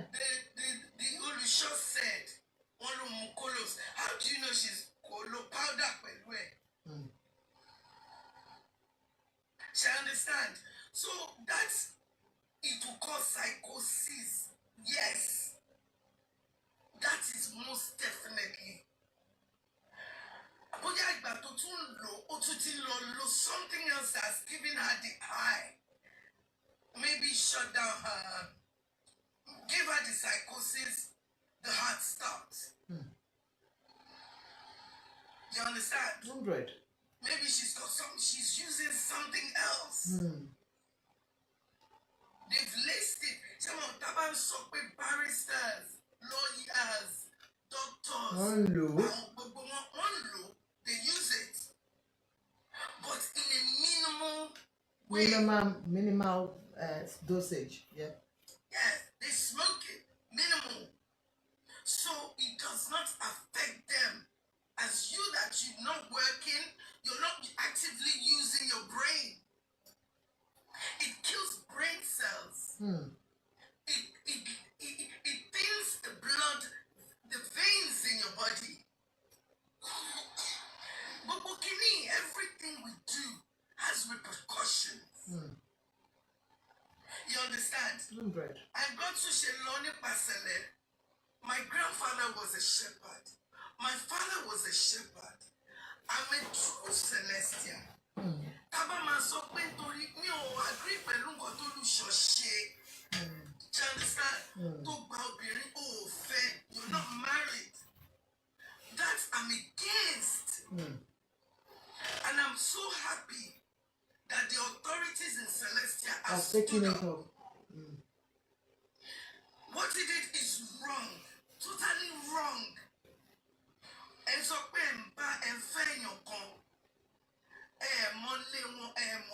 that is wrong. Oh, that means you adopted you. That's abduction.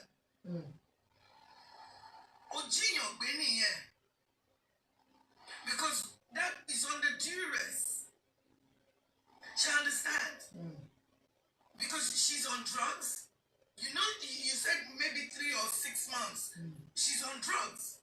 Even when you realize she's on drugs, you didn't even find out to know who her parents, who her family is. Even she told you that she didn't want to have anything to do with them again. You know that she was vulnerable at that point. Yes, she's very vulnerable. Very, very vulnerable. So he needs to be arrested for that alone.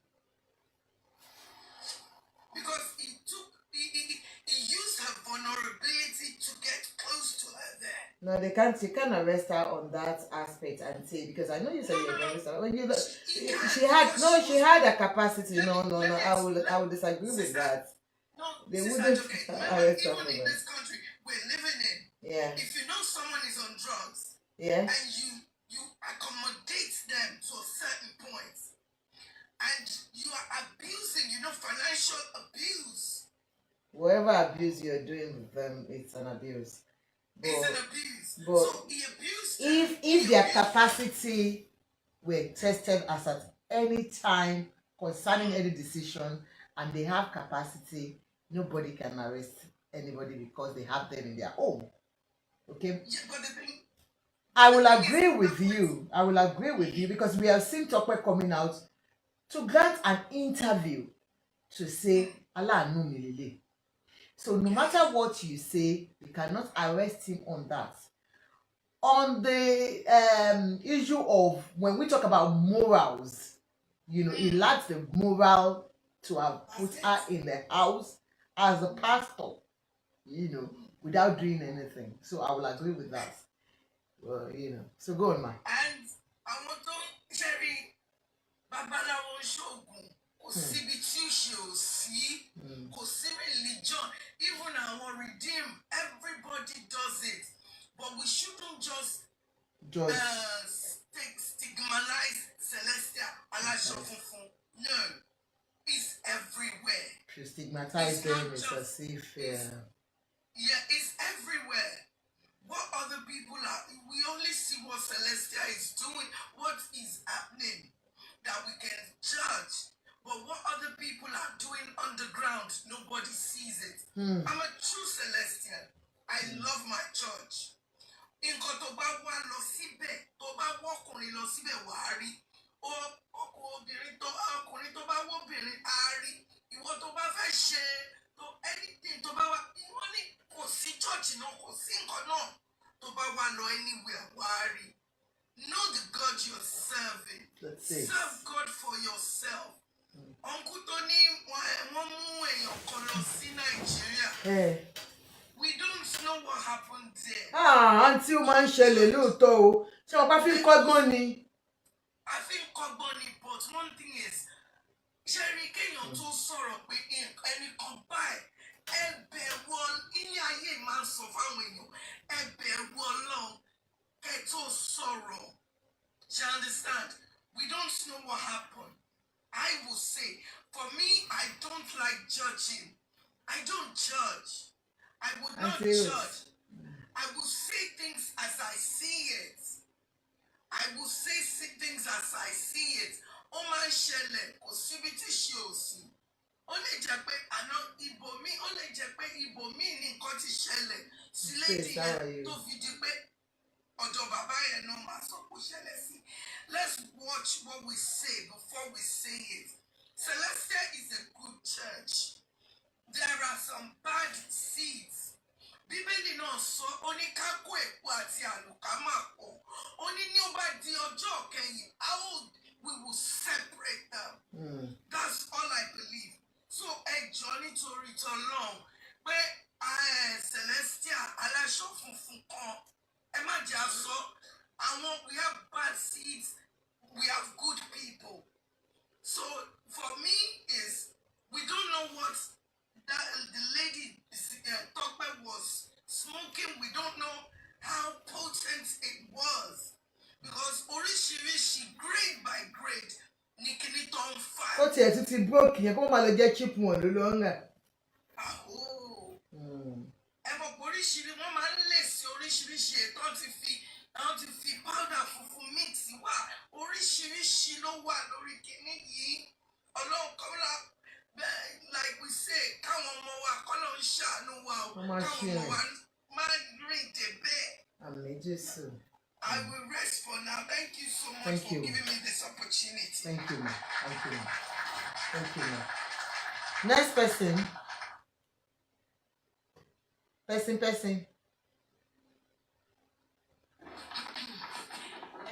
Ekale ma. Yes, sir. Before I proceed, I recommend channels for a lot of people to go through. I mean, to watch.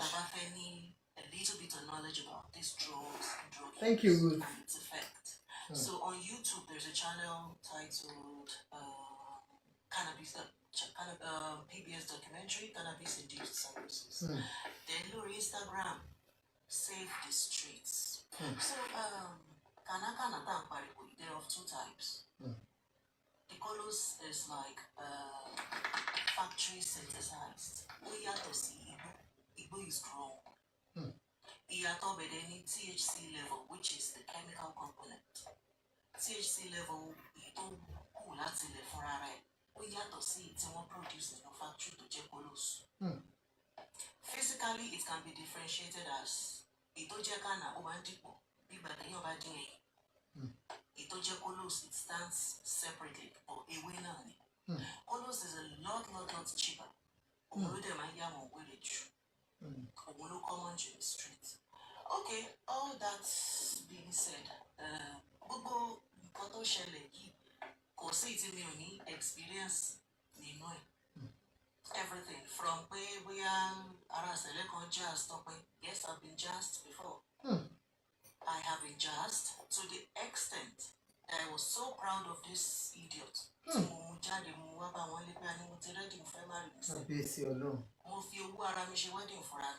Jesus Christ.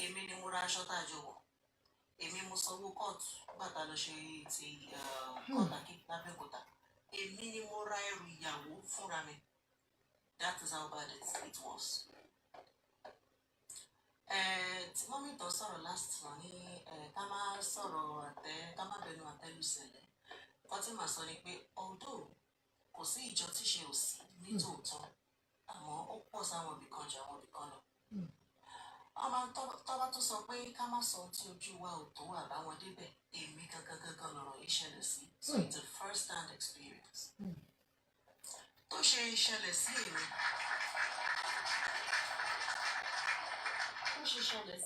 Màá ní ká gbàdúrà pé káwọn ọmọ wa má bẹ̀bẹ̀ kúbẹ̀. Àmín Jésù.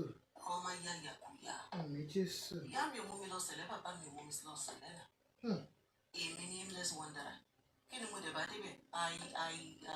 was born in the Catholic Church, so chorister me from childhood. So I'm so gifted in this singing. So I sing soprano and opera. So we join choir to assist for competition. One man competition on email call every year, like okay. So we join our soprano just to help the choir, and thanks to God, every time I love competition here, I win. And you can't sing with them without wearing the sudana. So gradually, honestly, me what people say, Di Ruben. it was one of those performances. Lalo Nimukori, one of the musicians, on the stage, and I was like, Shemo, I was a youth now. Like there was this crush. Just So I got just crushed over this infatuated musician. and And I chatted with him, like, but also Hallelujah stage. I actually walked up to him, chatted with him. Like, it was just fun of the moment. Honestly. And he followed up because he exchanged numbers. I take time aráyè. I really need to tell my story because if not for the grace of, well, I'm no longer a God believer, but I believe in nature. So yeah, nature would rearrange things if you really give it chance. So if not for grace, I wouldn't be where I am today. So I'm really grateful for that. So a lot of he followed up. Then I had a relationship. Anyway, but all follow up, Shamo. Okay, fling. Don't somewhere. I'm not calm. I'm not call my bella bitch. Kọ́ lọ ṣìrìn. God bless you. So eventually, 2 weeks, first 2 weeks, that my data journey. Because they won't discover my aunt.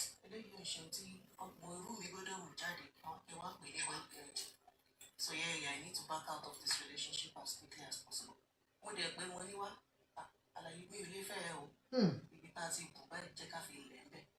Let's stop all this. Initially, he agreed, he went away, but then I want to relocate to Asiba Doctor people started taking pity on him. He's a musician, he can live anywhere. He's not a full-time staff of any organization. So why does Shama live in it? Okay. But money, okay, now you now live in IB. Even sort out rent, don't be money. For the meantime, while you get your feet, I will be supporting you like maybe direction, company below, yes, and all sorts. Okay, checking. So there was a day, all of full performance, so I said, okay, Emi Osele, Emi to travel. Like we need the bit of us for Selale in a killer if you want to run to compound it in Palosi, Yarato, and bye. Ó dẹ̀ lọ ó sùn bẹ̀. Mo kàn rí pé he kept hanging around. Táwọn èèyàn bá bí pé báwo ni tiẹ̀ ṣe jẹ́ àti Mary á lọ́rẹ̀ẹ́ òun ni ọ̀rẹ́ òun. Okay. So ọ̀rẹ́ àti friends zone ara wa. So later mo kàn rí pé ìfẹ́ yìí kàn wà ní. From nowhere. Oh my God. I just saw him like an angel. Mo kàn rí bí ẹ wò. Ẹ dàbí kí n ṣáàzì ni.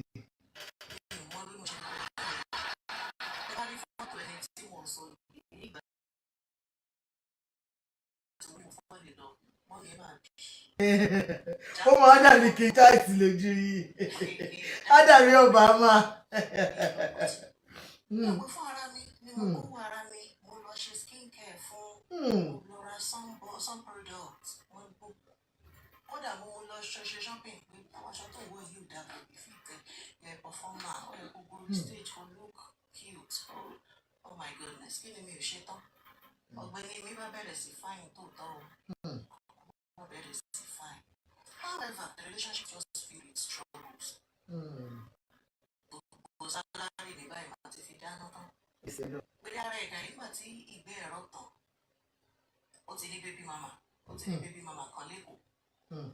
Yóò wá máa mẹ́sẹ̀gì yẹn àwọn fámìlì ní ọmọ sẹ̀lẹ̀ nìyẹn kó padà wá take rightful places ẹ̀ èmi proud ṣé mi máa kọ́kọ́ ṣe nọ́ọ̀sì ní èmi ò kí n wá sí ní family gathering family. Anyway wọ́n ṣàṣe gbogbo yẹn ọ̀tí tó ṣàṣerun tó gbà òun náà láìkí mi ò fẹ́ mi and the family like they were so happy eventually ti mo gbà ṣe mọ̀ iṣẹ́ náà iṣẹ́ ti dáhùn because ẹni yìí kò sẹ́ni tó consent like even tó bá dé ìtẹ̀ ṣúkẹ́ṣúkẹ́ wà níjùlẹ̀ because he will only for the one and it's not presentable.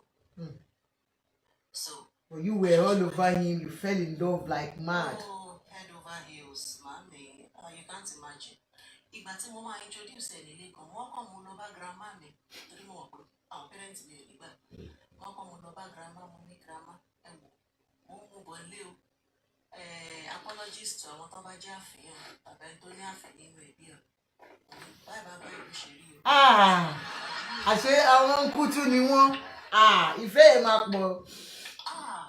Ẹ kàn bo ìbò ni.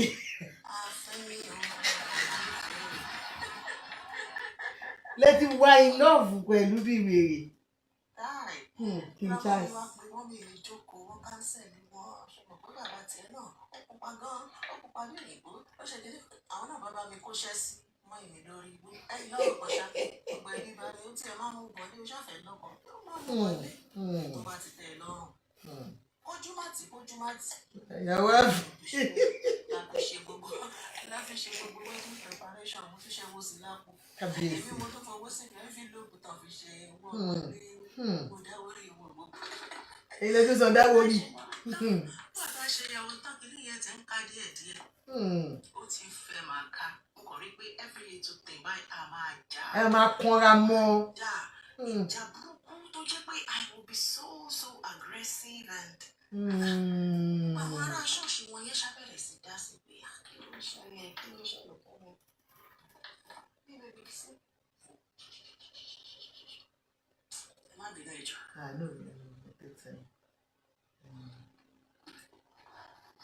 Lọ́rọ̀ kan ṣá, mo máa gba lóhùn. Ó lọ ṣe interview US.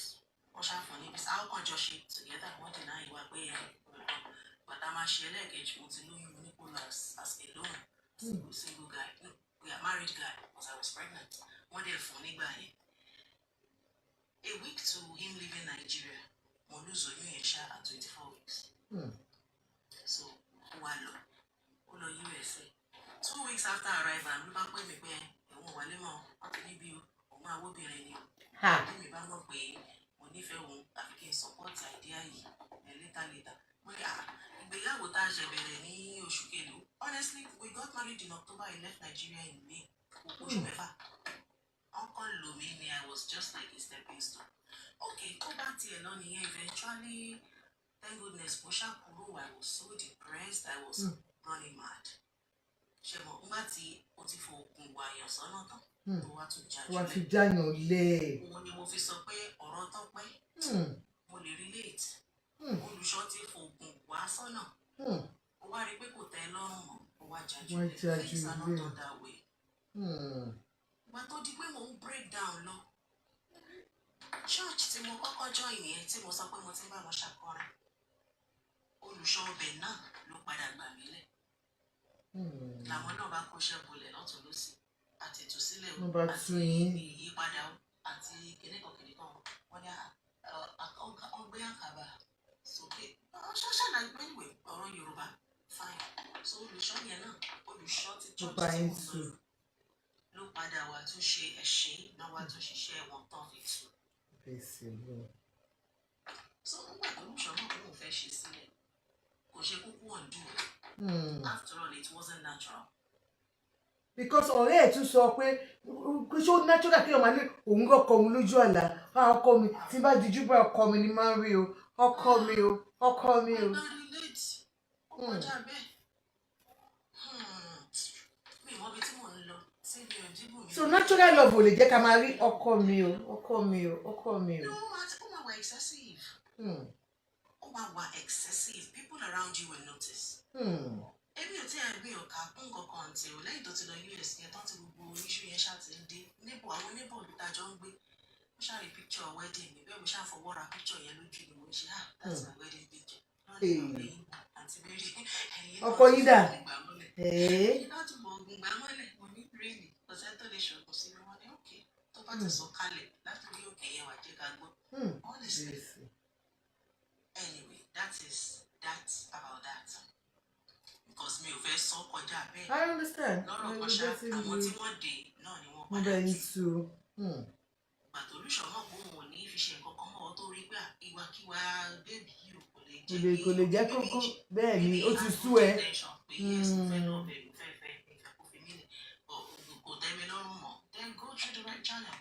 Eventually lọ́rẹ́ mi kan wá ní nǹkan tó ṣẹlẹ̀ ní pé ìjọ kan mo wá sí ọ̀dọ̀ níbò ẹ̀ mo mọ̀ pé bùnmi wà ní ilé ìbùsùn mo mọ̀ pé mo wà lẹ́nu ọ̀dọ̀ ó sọ̀rọ̀ lórí fóònù tí olùṣọ́ ní ó kàn gbọ́ statement tó sọ ni pé but kò jẹ́ kí n fọwọ́ kàn ó mọ̀ èmi àti ẹ̀ṣẹ̀ ìríra but mi ò fọwọ́ kàn ó. Mo ní òòdẹ wá sọ fún mi ó gbọ́ nǹkan kan tó jọ bẹ́ẹ̀ ó ní kí ló ń fẹ́ sọ fún mi ìwọ tó ti lọ́ọ̀fù pa. ó lè ríran mọ́ ní gbogbo píríọ̀dù yẹn. And I confronted him. I was like, omi wọ́n ló sọ báyìí. Ó ní ìwà òun mọ́ òun ò ṣe nǹkan kan sí ọ̀bọ̀ tí ìjọ kan ṣáàtọ̀ òun lọ sí service ní church olùṣọ́ òun béèrè pé kẹ́mi ń kọ́ òun wá sọ pé ó ti lóun ò ṣe mọ́ wọ́n wá ní àìníwèé but kó lọ ra pineapple wá kó ra candle mi báyìí kó kọ orúkọ àtọrúkọ yẹ́sì ní pépà. so pineapple lọ fi so yín. iṣẹ́ ọ̀pẹ òyìnbó. Arike, thank you man. So bí yẹn ṣe lọ nìyẹn. Now back to ọ̀rọ̀ drug. Ṣé afúnni láti lo ọ̀rọ̀ yẹn báyìí ṣàlórí. Substance ẹ máa lo substance. Substance misuse. Mo ti experiment pẹ̀lú substance rẹ̀. So I can tell you first hand pé cannabis lè yíyan rẹ̀. Mo ṣe kà á síta fún wọn. Yes, gbogbo nǹkan kọ́ ló bá everybody lára mu. Àwọn míì ń jẹ igbó pàṣẹ láì tó jẹ́ pé nọ́tì kán lè pọ̀ bí oorun kan wọ kíchìn kan jẹlé ọ̀rọ̀ gẹ́bí kan pa wọ́n lódìlódì. That's it. Ẹlòmíì mo ti rí èèyàn tó jẹ́ single use experimenting ó ya wèrè láti bẹ̀ lọ ó ní full blown schizophrenia tó jẹ́ pé wọ́n mú sóni. Dìsín yìí olazepine èròjà létí. Oh yes, drugs ó lè yàyàn wèrè substance ó lè yàyàn wèrè. Máa jẹ́ kó hallucinate ó máa jẹ́ kó ṣe gbogbo nǹkan tó ló ń ṣe yẹn. The last time tí mo mú after so much break tí mo fà ní ẹ̀kan ṣo I had racing thoughts. Ọkọ mi ni mo kàn wá bá òun pé I'm married now I have a child I am very very happy now. I'm happy for you. Bá a ṣe pín yà yẹn ṣe ló wá dàbẹ́ pé Ọlọ́run ṣílẹ̀kùn òòrè tiẹ̀ lásìkò tó mú un. Although ṣe díẹ̀ náà I mean having my first child at 35 but eventually I am happy. I'm happy for you. Congratulations ma. No about the good thing.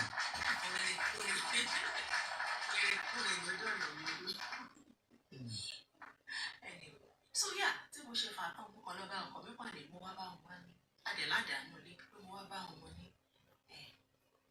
àdá yẹn bolówà pé kó wọn jáde nílé o because mo mọ̀ pé òun ló máa fi ṣá mi pa níjọ́ kan. Ó ní kan tí mo wá bá òun tí mò ń sọ nìyẹn. Ó ní létà mo tún wá bá òun wá bí wọn pé ṣe bó mọ bọ́ ṣe ń yìnbọn pé kó méṣọ bó wọn lè yìnbọn fún mi òtò rábúrọ̀dù láwa yìí o. Àwọn nǹkan tẹ́ kan sọ̀sọ̀kúsọ jáde. Ìsọkúsọ màmá mi ìsọkúsọ.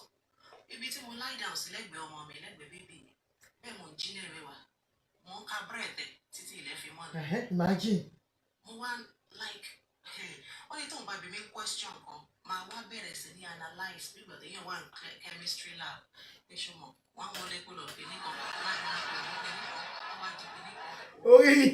orí ṣiṣẹ́ jago lọ. Honestly ọ̀ṣẹ́ òwúlẹ̀ lágbárí mi but I was still aware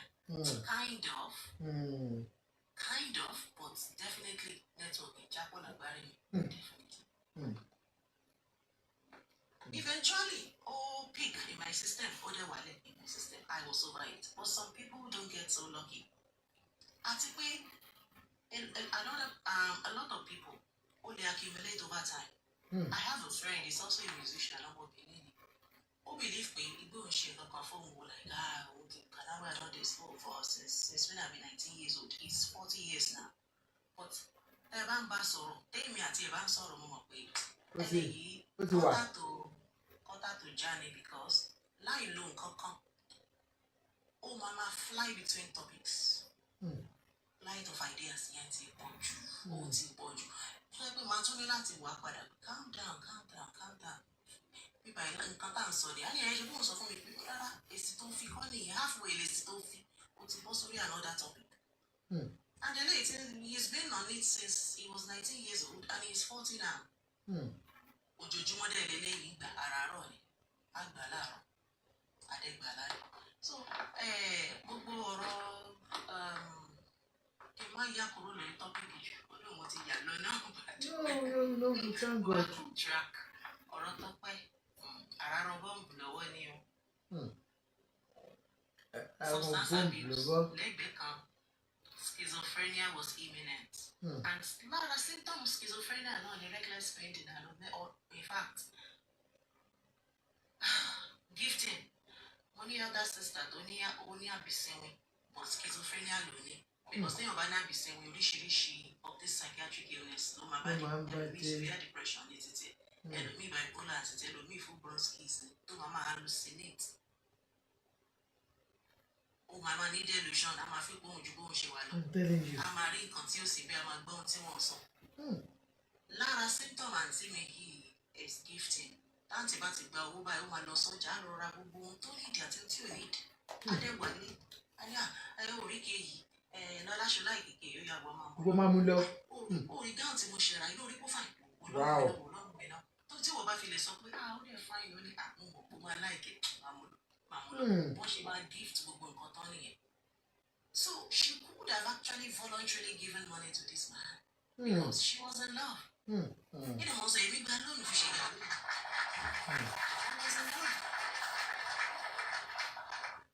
And to goodness sake, she's 40-year-old. She's not a child. She's an adult. Ó lè gbé anywhere. Ó lè gbé lábẹ́ anywhere. Kò tó lóbi. Kò sẹ́ni kankan tó abduct ẹ̀. It's abduction. Kò sẹ́ni tó mú fún wọn pápá mọ́ra pé àwa kò gbọ́dọ̀ gbé nínú ilé rẹ̀. Kò sí. And back to Sele. Sorry o, ibi tí mo rí àrítán ẹ̀ ni ọdún wọn bí mi sísẹ̀lẹ̀ but the few years I used there gẹ́gẹ́ mo sọ fún yín ìrìn àjò tó tún ìgbésí ayé mi tó ni ó dàrú ó tuntun tó so I've seen a lot láàrin wọn ká máa fẹ́ra wa kò ṣe big deal ká máa bára wa sọ kiri kò ń ṣe big deal kálágbájá kó ti tàmẹ̀dù kò ń ṣe big deal lè ṣe lára ilé ìkó fayọ́ bí kò kì í sí kò ń ṣe big deal láàrin wọn it is the truth although there would be good ones sọ pé gbogbo wọn ni. Láàrin gbogbo ìjọ náà bó ṣe wà nìyẹn. There are good people, there are bad people, there are like religious ones, tọmọ tó ń ṣe tán láti moral sense in that fold is very, very poor. That's all I can say. So kò sí big deal náà pollution mú ìyàwó kẹta ó mú girlfriend kẹta ó cohabitate pẹ̀lú ẹ̀. It's no big deal in that church. Ká ní church mi ní sí àní yes. Olùṣẹ̀lẹ̀ tó jẹ́ pé a máa lọ sí kòrè tó jẹ́ tìyálé tìyàwó wọ́n á máa jó lójú agbo wọ́n á máa ṣe pẹ́pẹ́ dẹ̀ ni. Ní kòrè báyìí táwọn ọ̀rẹ́ tìyálé máa ní òkè sùtánà oníye báyìí láwọn fẹ́ mú góòdù oníye báyìí ní ká mú nìkan wọ́n á máa kọ́ ọ́ It is true. That my ex-husband was a musician so gbogbo kòrè wọn all churches a lot of churches in Nigeria ni mo máa ń tẹ̀lé kiri when I was in love when we were in love. When you were in love. I was. And he was also so proud. Ìfẹ́ látọ̀run wá.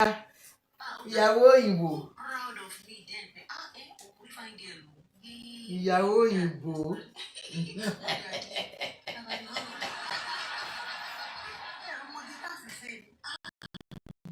Báwo ló ṣe rí fẹ́?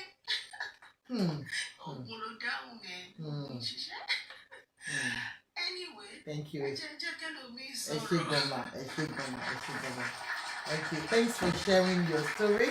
And like I said, congratulations. At least you've passed through that. Yeah, you see, you have had it all. You know, if they are talking about experience in this and that, you're able to say, yes, I've been through it. And like I said, look, you've talked about, having used things like that before. But here you are now, and you're clean, and so anybody, at least we have one popular actress in Yoruba Nollywood. She's had it before. She was in it, and she came out of it because she got the support. Kaniba tó fẹ́ Adéyẹmí ni, kani bọ̀bọ́ yẹn náà jẹ́ druggist ni àbí kó jẹ́ ẹni tó ẹ kó kàn fẹ́ jẹ́ sálọ ni. Ó lè má care, and she will continue to use it. And ayé ọba sí làbàsíkẹ́, she will thank God for her. And like I said, anybody tó bá mọ̀ pé you're using it and you've got support from people, please make use of that support. Except because so many of them, they don't want that support. You offer it, they say no. So that's why I always tell you, please, once you have the support, please take advantage of it. It's a very hard addict to get off, but at least we all need somebody to help us out. Thank you, ma. Grace, are you there? Who is next? Yes, I'm here. Yes, ma. Ekalema. Yeah, good evening, ma. Yes, sir. For the first time, I learned a lot. Thank you. Like you showing. Thank you. Èmi máa sọ̀rọ̀ àṣẹ mọ́dà máa sọ̀rọ̀ nípa Tọ́pẹ́. Mi ní mọ̀ọ́sì láti sọ pé lack of parents ló jẹ́ ọmọ yẹn níyà. Lójú títì mi ò tún àìlóbi àìní mẹ́tọ̀ ló bá yẹ ọmọ yẹn jẹ́. Ká ní kò tiẹ̀ ní òbí tó ní ẹnìkan bíi mẹ́tọ̀ bíi aláfọ̀rọ̀sùn tó dẹ̀ máa tó sọ́nà tó right ayé ò lè bàjẹ́ tó bẹ́ẹ̀ ni. Gbogbo nǹkan tó dẹ̀ pamọ́ nínú òkùnkùn gbogbo ẹ̀ lọ́lọ́run èmi ò mọ mọ́ọ̀ṣì nípa ibi tó lọ mi ì lè fẹ́ tún nǹkan tí ṣojú mi ṣọ́rọ̀ mi yẹn sìn because ọlọ́run nìkan ló mẹjọ dá bẹ̀tùkọ́ tí mo mọ̀ ní wípé ibi tó lọ yẹn kò bá yàn bẹ́ẹ̀ mu kò péye kò dáa fún because tàbá ní anífẹ̀ẹ́ ara wa mo máa tàbí èèyàn ṣe ní ọ̀fẹ́ ìbáàríyé lójú títì ìbáàríyé nínú gọ́tà tẹ̀tí fẹ́ra yín tẹ̀tí jọ ń gbé tẹ̀tí bí ó ṣe pé ẹ̀ ṣe marriage àbí ẹ̀ ṣàjọ ń gbé at least bí ó ti ju 5 months wọ́n ṣàjọ ń gbé tí ọlọ́run bá ti ọkùnrin gidi sí obìnrin tó jẹ́ pé onírìn rádaràda ni tẹ́lẹ̀ tó ti ń mu drug tó jẹ́ pé ó ti ṣé ọmọ pé sometimes kì í ṣe ojú lásán ló máa ń mú ẹlòmíì lọ mu drug ṣe understand ó lè jẹ́ bí ìgbà tó jẹ́ pé kò ní òbí kò ní aláfọ̀rọ̀sùn kò yá ṣàyẹ ayé ẹ̀ kò ní kọ̀kọ́ tó máa ṣe ibi ìrìnlẹ̀ gbèrègbè lójú títì ló máa kàn tí báwọn peer pressure ṣe understand so ìgbà tí tèmi lè sọ nípa títún ìṣọ́ yẹn ni pé ìgbà tó ti fẹ́ ọmọ yìí ti ṣẹlẹ̀ náà bí kò sí lèmi náà lọ ṣẹlẹ̀ rí ṣẹlẹ̀ òde rí ní náà báàdì pa bẹ́yìn ṣọ́rọ̀ mi yẹn sìn àwọn èèyàn dáadáa wà ní ṣẹlẹ̀ àwọn tó jẹ́ pé àwọn abiyamọ òtítọ́ tán lè tún ẹlẹ́dàá ọmọ ṣe wọ́n wà bí sọ pé èèyàn burúkú òsì kò lè síbi tí èèyàn burúkú òsì bí àwọn abiyamọ gidi wà nínú ṣẹlẹ̀ ṣe understand mi pẹ̀lú iṣẹ́ ìránṣẹ́ èèyàn lè fi tún kádà èèyàn lè gbàdúrà láti tún ìgbà ayé ọmọ yẹn ṣe ṣe understand láti tún ayé ọmọ yẹn ṣe irú drug tó mú yẹn tí máa bọ́ nífẹ̀ẹ́ máa yẹ tó bí ìfẹ́ mú ọmọ ṣe nǹkan tó lè fà tó lè nífẹ̀ẹ́ máa yẹ bẹ́ẹ̀. ó lè jẹ́ pé àwọn náà lè ti try gbogbo agbára wọn kọ́ lọ́ọ́ má fún wọn ṣe. wọ́n lè try gbogbo agbára wọn láti ṣe prayer fún kí gbogbo nǹkan burúkú yẹn kó dẹ̀ kúrò nínú ojú ẹ̀ ṣọ́rọ̀ mi yẹn yín bẹ̀tẹ̀ anyway àkọọ́lẹ̀ tí ó ti wà fún oníkàlùkù àdúrà tí mo kò gbà ní pé lágbára ọlọ́run á nípa àkọọ́lẹ̀ burúkú àwọn ọmọ wa nípa àkọọ́lẹ̀ burúkú ṣọ́rọ̀ mi yẹn sí wọ́n ti ṣe títí ó ti lọ wọ́n ti ẹ̀ ṣe autopsy fún wọ́n ní drug ni wọ́n ní anything ni kò yí kankan padà because ó ti lọ ṣe understand bẹ́ẹ̀ tí tẹ̀mí kàn mọ̀ ní pé anybody bíbélì kan sọ ó ní ẹnikẹ́ni tí wọ́n bá nípa láti ṣèrànlọ́wọ́ fún kó dẹ̀ ṣèrànlọ́wọ́ fún so oníkálukú dẹ̀ ló máa jí iṣẹ́ owó ẹ̀ tó bá dé ọjọ́ iwájú ṣọ́nà mi yẹ yín sìn so nítorí tí mo kàn fẹ́ sọ nìyẹn bẹ́ẹ̀ tèmi tẹ̀ gain a lot from àwọn èèyàn tó ti sọ̀rọ̀. Thank you very much, ma. Thank you, ma. You're welcome. Thank you. Where's Auntie Ruth? Where are you? Auntie Ruth, don't come back here. Where are you? Why did you go down? I will wound you. Next person. Caller. Is caller there? 0. Are you there? Auntie Ruth, kí ló ṣẹlẹ̀? Ta ló já yín bọ̀? Kí ló já yín bọ̀? Yes, I'm here. Okay, sis. All right, go on. Ekalema. Ekalema. Yes, sir. Èmi ò ní much láti sọ o, but nǹkan tẹ́mi ó ṣe máa keep on láti máa repeat láti máa sọ all the time ni pé ẹ má jẹ́ kán pa yín because ẹni tó kú ló gbé o. Everybody tí ń rojọ́ látàárọ̀ ọ̀sìn, everybody sọ pé Tọ́pẹ́ ṣe báyìí, Tọ́pẹ́ ṣe lé, Olùṣọ́ ṣe lé, kò sẹ́nibọ̀dì tó wà níbẹ̀. Tẹni tó kú ló gbé because ibi tó wà nísìnyí Ọlọ́run ó ti wà nípò tọ́. Ipò tó ló wà olórí everything. And I'm very pretty sure wípé ibi tóun náà wà báyìí inú kó máa ó ti rí àwọn ẹni tó nífẹ̀ẹ́ òun àtàwọn ẹni tí ò nífẹ̀ẹ́. Ó lè wà so disheartening pé at the last moment bó ṣe ń pé pẹ̀lú àwọn fídíò tí mo rí lately o ó ń pé mi mo lè fẹ́ sọ ó ń kígbe jáde kí wọ́n ràn òun lọ́wọ́ níbi tóun because ọ̀rọ̀ yìí wà so sacred. Àwọn tó bá wà so spiritual ó máa mọ̀ pé this is not ordinary. Ó ṣe máa ń keep on so all the time wípé ṣe rí ìṣòro ta ní Nàìjíríà kò ṣe àwọn ìjọba yẹn kò ṣe rí religion ó di ìṣòro ta ní Nàìjíríà yẹn. Tẹ́rí tí a bá yọ religion kúrò ìṣòro wa ti tán ní Nàìjíríà because ìgbà tí àwọn ẹ má ní mo yá àwọn ìgbà táwọn colonial master yìí tó máa kúrò nígbà tó ń kó gbogbo resources wa tó ń wò pé kí la fẹ́ gbé láwọn ilé ìṣòro wo la fẹ́ gbé láwọn. wọ́n wá gbẹ́sì lé wa lórí. pẹ́sì tí ó tiẹ̀ sọ pé àwọn òṣèṣì mo fi ẹ̀mẹ́dẹ̀ lọ pẹ́sì yìí wẹ́n another time bóyá wọ́n á fún wa ní reason tó fi. ó wá gbé ẹ̀sìn yẹn lé wa ló wá pé ká máa fa ìṣòro ni. ká máa fa ìṣòro ni. Believe me, it's animal kingdom ni gbogbo wa wà. Ìgbé ẹ̀sìn yẹn ló máa ń jẹ́ ìṣòro wa. Tẹ́ bá máa rìn lọ láti bí síbẹ̀ yẹn báyìí ní Nàìjíríà, ẹ máa rí chọ́ọ̀chì tó bí 20, 30. Chọ́ọ̀chì kan tẹ̀ ti di business center. Òun ni o. Actress wa ń sìn Tontodike náà ti di pastor chakalaba chakala. God damn it. God damn it.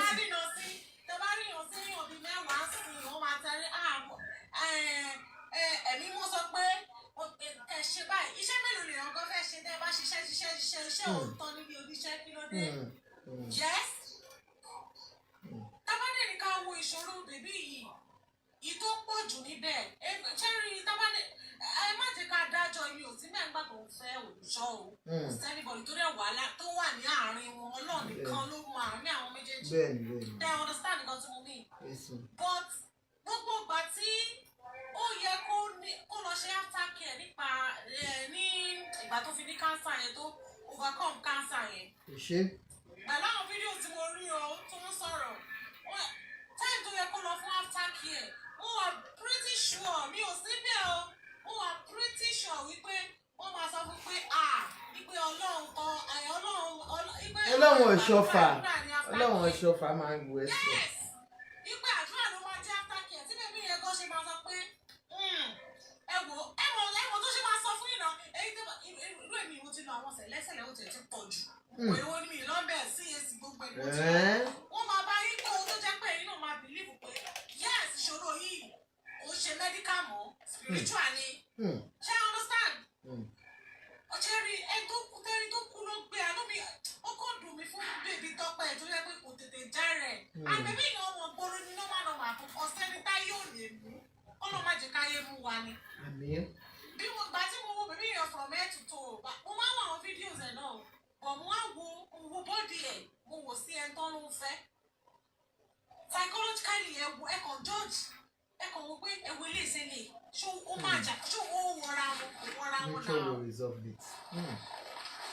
ó wọra wọn náà kọ́lọ́ ṣàánú wa kọ́lọ́ má jẹ́ ká kó sọ́wọ́ àti kí n má tójú bọlé mọ́ gbogbo tójú bọlé lẹ́yìn online church bí mo ṣe wà mí ò lè tójú bọlé o kí ló kàn mí because tí ọba ń tójú bọlé wọ́n máa gbé agbègbèkúgbè lé ẹ lọ́wọ́. Yes wọ́n máa gbé ìgbèkúgbè lé yàn lọ́wọ́ tó bá rí ìnáwó ọjọ́ òun ti ẹ̀ bá pásítọ̀ kan sọ̀rọ̀ ẹni ogun ká ní olóògùn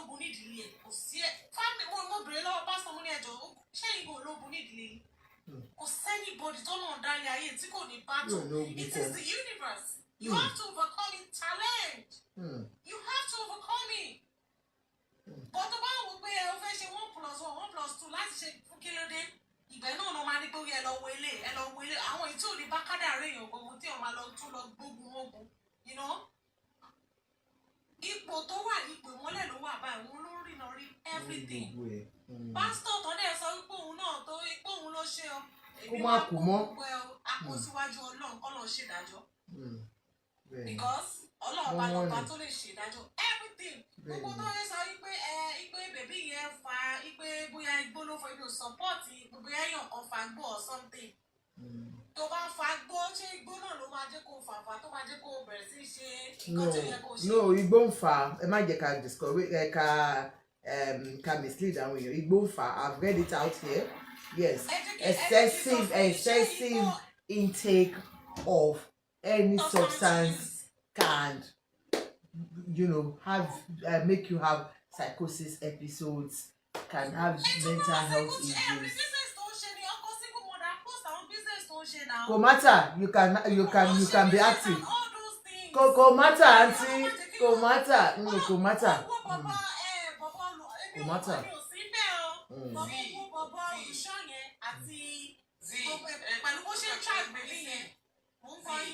Sorry, I don't understand what they call mental health. I understand what mental health is. That is the problem.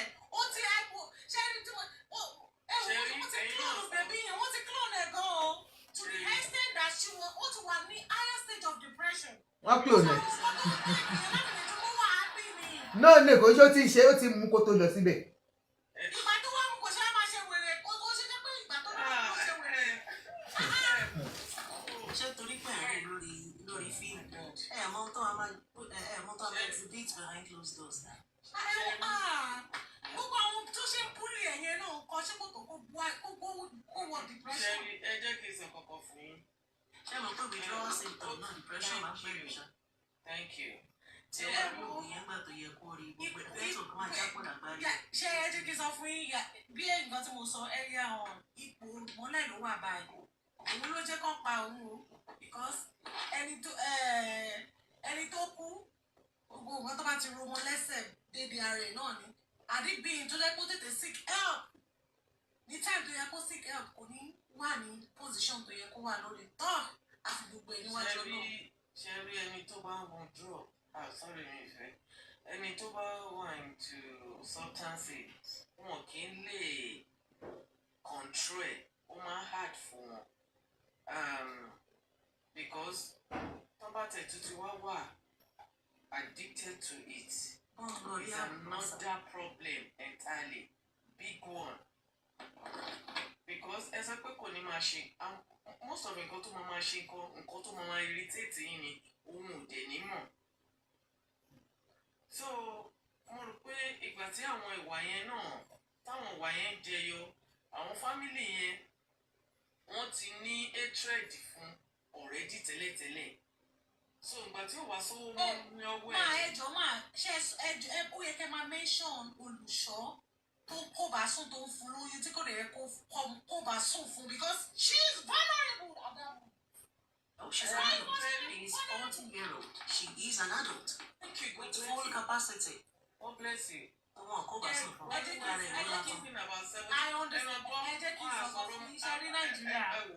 À ń sọ̀rọ̀ ẹni tó lọ sí school tí ó dẹ̀ dàgbà tó mọ nǹkan tó ń ṣe but nǹkan tó ṣẹlẹ̀ ni wípé ó kọ̀ bọ́ sí wrong hand and anybody ló lè ṣẹlẹ̀ sí kò sẹ́ni tó kọjá kádàrá láyé ṣẹ́rí kò sí. ọ̀ṣẹ́ nígbàgbọ́ pé pásítọ̀ yẹn kò nǹkan tó yẹ kó ṣe yẹn kọ́ ló yẹ kó ṣe ṣẹ̀wọ̀n fóun gan ló dákò ìṣòro ẹ̀ ṣẹ̀wọ̀n ẹ̀kọ́ ẹ̀kẹ́ yìí náà bí ní bẹ̀rẹ̀. Gbogbo èèyàn believe yẹn kọ́ ni she has her own fault.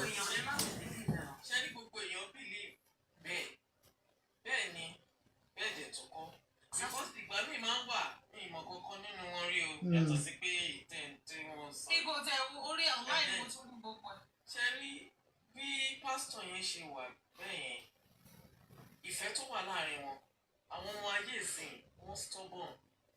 Tẹ́ bá àgàgà wọn tó bá wà ní orí kìíní tà sọ ìtàn bá mú.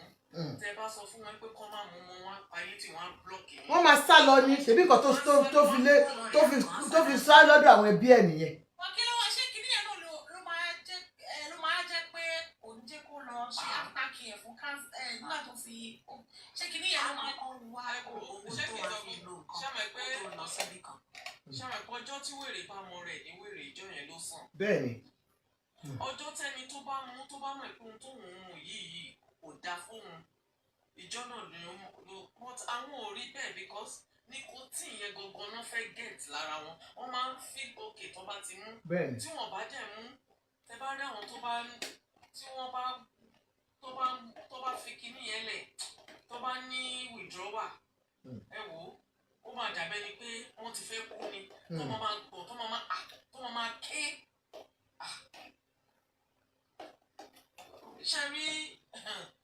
ṣẹ́rí iṣu gangan tó wà ń bẹ̀ tí ò jẹ́ everybody ó lè mọ nǹkan tó ẹni tó yẹ kó blame òun ní nǹkan tó mú yẹn. Nǹkan tó mú yẹn ó lè jẹ́ kó máa ṣe wọ́nranwọ̀nran nígbà mi. Ọlọ́run máa ṣe wá léyàn gan ó ní nǹkan tí mọ́mí kan sọ wọ́n ní parental care is very very important. Ọlọ́run máa ṣèyàn ní èèyàn. Ṣé rí ẹ lè ní parent gan. God bless you. Àìmọye ọmọ tó wà tó yẹ pé under parents ẹ̀ under kò tẹ́ ṣe pé bóyá ó jẹ́ single mothers under both parents ó dẹ̀ come out ó lo substance. Ọlọ́run má jẹ́ ká rí iṣẹ́ ẹ tó kàn ló mọ̀.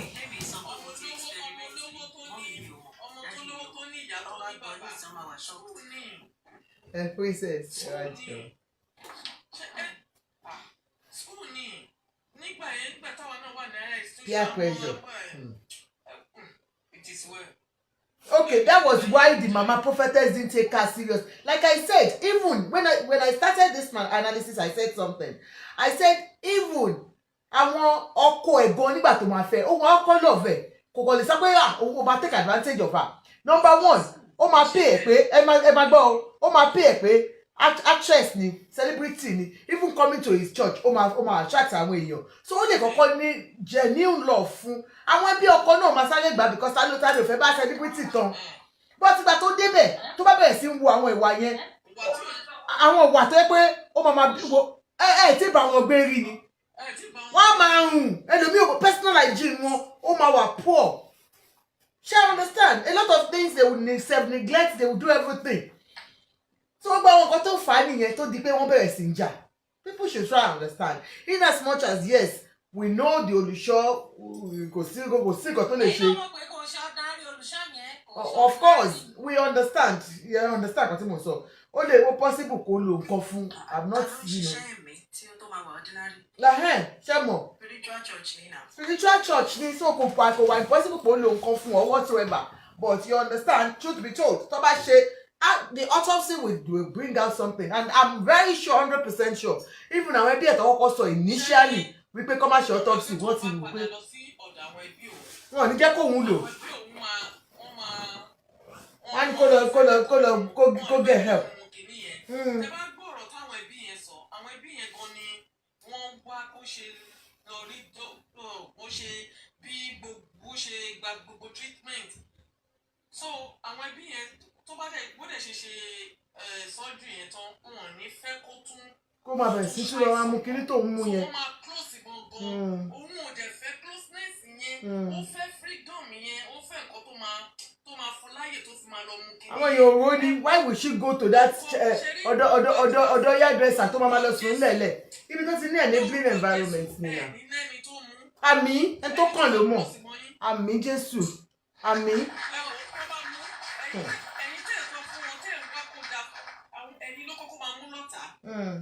Ó tọ́ ni. Because ọ̀tọ̀ ni bóun ṣe máa rí then tó bá bẹ̀rẹ̀ kínní ẹlòmíì wà tó bá bẹ̀rẹ̀ ní age of 14 ó dìgbà tó bá ń wọ bí age of 30 something or 40 ó tó máa ní effect lára ẹ̀ ẹlòmíì ẹsẹ̀kẹsẹ̀ ló dẹ̀ máa ní effect lára ẹ̀. So kí ni ẹ burú gan gidi ó burú gan Ọlọ́run ẹ wò àdúrà ni kéèyàn ṣáà máa gbà. Táwọn ọmọ wa máa ṣìrìn wọ́n máa ṣìrìn délẹ̀ bẹ́ẹ̀ ni olùṣọ́ náà olùṣọ́ bó ṣe wà yẹn òun kan ti ṣe tó ti wò pé kí lòun ṣe torí òun náà ẹni wá fà tó wó fòní. yes now ó gbọ́ ọmọ ọlọ́mọ ó gbé sínú kínní. ó ti rówó tọ́jà fún. Ògbé ọmọ ọlọ́mọ, Nigerians should get these things clear. Ògbé ọmọ ọlọ́mọ. Bó ṣe ṣe right thing fọ́mọ yẹn ni kò ṣe right Not thing. another age. I understand the fact that she's an adult, but lórí doctorate in Sẹ̀lẹ̀ ni ó ṣe celestial member. But ṣé fún pastor ní Sẹ̀lẹ̀ ṣó yẹ kí ẹ wò ṣe tí wọ́n Have the right over someone else's property. ó tún lè sọ fún pé tó bá wà ní agbègbè ó lè fi yẹn kó mọ́ra ẹ̀ pé òun ti wà vulnerable so little tí olùṣọ́ bá sọ pé tó bá wá sí agbègbè àṣìṣe àdúrà fún ẹ wà á tún ara tètè yá gbogbo kó títí tó ń mú yìí gan. wọ́n lè ní kó má lọ fún after care yẹn pé màlẹ́kà ti sọ pé inú Sẹ̀lẹ̀ yẹn ni ó ti máa rí wòsàn. àìmọye ìdábàá ti gbọ́ láyé. Okay, hold on now, everybody. I think Ruth, will you say something, please, so that we allow one by one. Yeah. How are you? So, because the burial has been postponed, they are doing the autopsy now, because of the contradicting statement from the husband and then from the lady to Losodwe. Hairdresser. Also, just one random person called him, and we observed that they were communicating even while she was in the vehicle. I think they just feel that there are issues in that, and that's why they are doing this. So, your opinion? Yeah, it's quite unfortunate. It's everybody around that field, everyone that ever. The last few 24 hours of her life, everyone that ever had any contact with her, they filled up. And I always say it, one of the greatest problems we have in Africa is religion and our spirituality. And I said something to people most of the time, know God for yourself. I'm not judging her, but I have never been in acceptance of. I know sometimes tradition also plays a part. When people want to know some certain things are happening to you and you want to seek guidance, but one has to tread carefully when you're seeking guidance and tread where you go. One has to tread carefully when you're seeking guidance and know where you're going. It's quite unfortunate. It's really unfortunate. But with substance abuse, we never knew if we don't, like I said the last time, we don't know the extent she had gone with that. We never knew if before she had sought help. We really don't have all those facts. But one thing that I would say is that pastor having anything to do with her. For me, I don't have facts, but reading his body language and the way he answered questions, it was just off for me. You cannot. He was saying she was always wasted. You cannot love somebody or like somebody, and the person passes, and you sit there and just smiling and answer the question like you're talking about just anybody. This is somebody you claimed that you had a relationship with. This is somebody you claimed you love. And you're talking about her like I am talking about her. I never knew her. I felt that he lacked empathy. I'm sorry, he lacked it. He had already disconnected from that lady. And that was why it was so easy for him to sit there and answer that question. If it was somebody he was so into, this girl just passed, I wouldn't think the first thing you would do was to start granting interview. For someone you're mourning, you will take your time. Irrespective of what people are saying, you would want to take your time to mourn this person. But I just felt like he had disconnected from her. And it's just sad. Yeah, I want you to talk more on substance misuse for everyone. Like I talked about it. I don't know if you saw some videos I left on my platform about a lady that says she just bought this medication for weight gain, just like I'm using for weight loss, weight gain, and then she was experiencing psychosis episodes that she she was giving prediction. She became mad, like total madness, you know.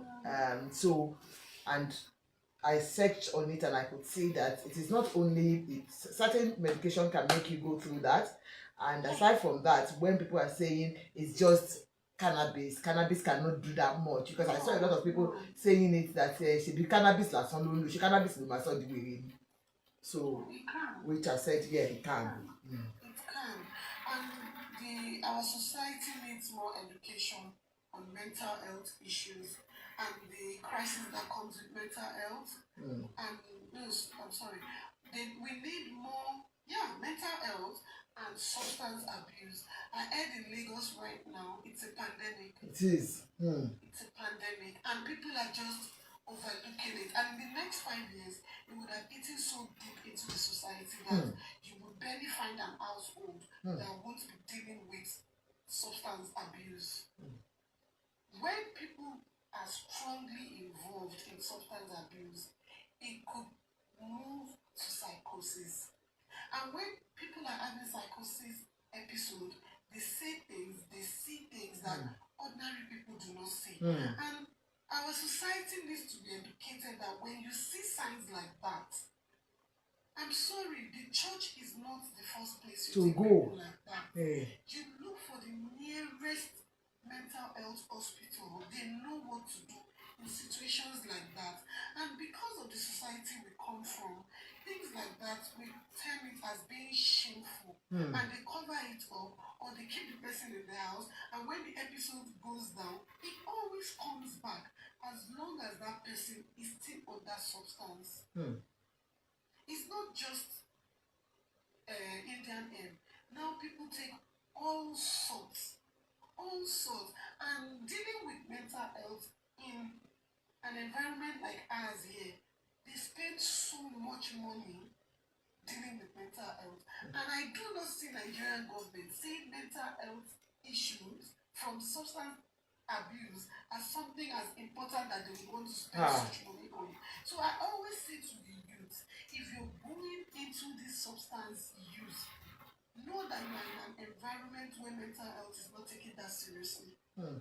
So if you now begin to have episodes, or you try to check yourself into the rehab, you might have to pay for it yourself. So when you're starting this substance, always know that if you relapse or something happens along the way, you would have yourself to blame. The Nigerian government have other things bothering them, and I do not think their budget for mental health or substance abuse or rehabs is that much. There is nothing. It's just so sad. It's just so sad. At the end of the day, even when they do the autopsy and they find out what is wrong with her, the guy will go, scot free. Because there is no evidence. Can you evidence Ogun Juju in court? No, you cannot. The court does not believe in all those spiritualities. So there are no facts. There's no evidence. Everything is known to her. Even if they print out his bank statement today and they find transaction, this guy can say to the court, she gave me, it's gift. So she can give me this, So that's just the And this is somebody that had come out earlier to tell you that this guy was that is the all in all for her, So. And aside from, like we said the other time we talked about this thing, if we take out substance and we take out the spirituality, African women are just too desperate to be married. Alone. Well, it's just so sad. We are just so desperate to be married. Too much emphasis on marriage, children, married children. I'm sure there were times that she would be in a normal state of mind and she can reflect on the things she's going through then.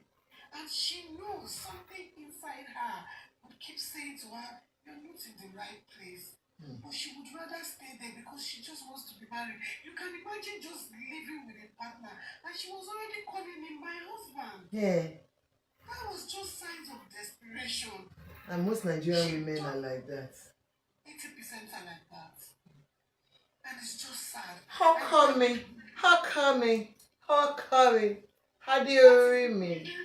That is the reason women would continue to stay in very stable circumstances just because they want to be called Mrs. or they want to be called someone's wife. And if you're lucky, you can get out of those situations. But if you find yourself as the lucky ones like Tope, your life might just pass. I'm telling you. And this is a man that was said he had already married 2 women. Yeah, they said he married 2 earlier on. That man was just a walking red flag or red bill. Young girl. She was just too good and too young to have placed herself in that situation. A man that, according to what we've read, he didn't even have an apartment of his own. Oh, living with daddy. So desperation would have made someone like her, with the sort of job she has done, she was ready to move in. She was ready to just stay anywhere with him. Okay. And it is quite sad. I always say to people, marriage is good, but it's not the ticket to happiness. It's not the ticket To heaven. If you get it, it's fine. If you don't, your life should not end. Your life should not end if you don't get it. And if it's because you want children and you feel you just have to stay in situations that are not favorable to you, there are other ways now that with your money you can get children. So it's really unfortunate, and I just hope that if the autopsy gives the family peace of mind after they found out, then let them go on with it. But as soon as it's done, let them just bury her. Go to the Mubad. Yes, I don't want that situation because her death is already sad enough. Then I don't want that drama of setting cameras and having to start giving us so much ideologies that they don't even exist. So for the family's mental health, for their peace of mind, I understand their loss, but let Tope just go and rest. While she was here, she had suffered too much. Right now, it's time for her to rest. Thank you, sis. It's time for her to rest. So I'll leave it there. Thank you, sis. Thank you very much. Thank you. Olúwa ṣe mí lóore. Olúwa ṣe mí lóore o. Mo dúpẹ́.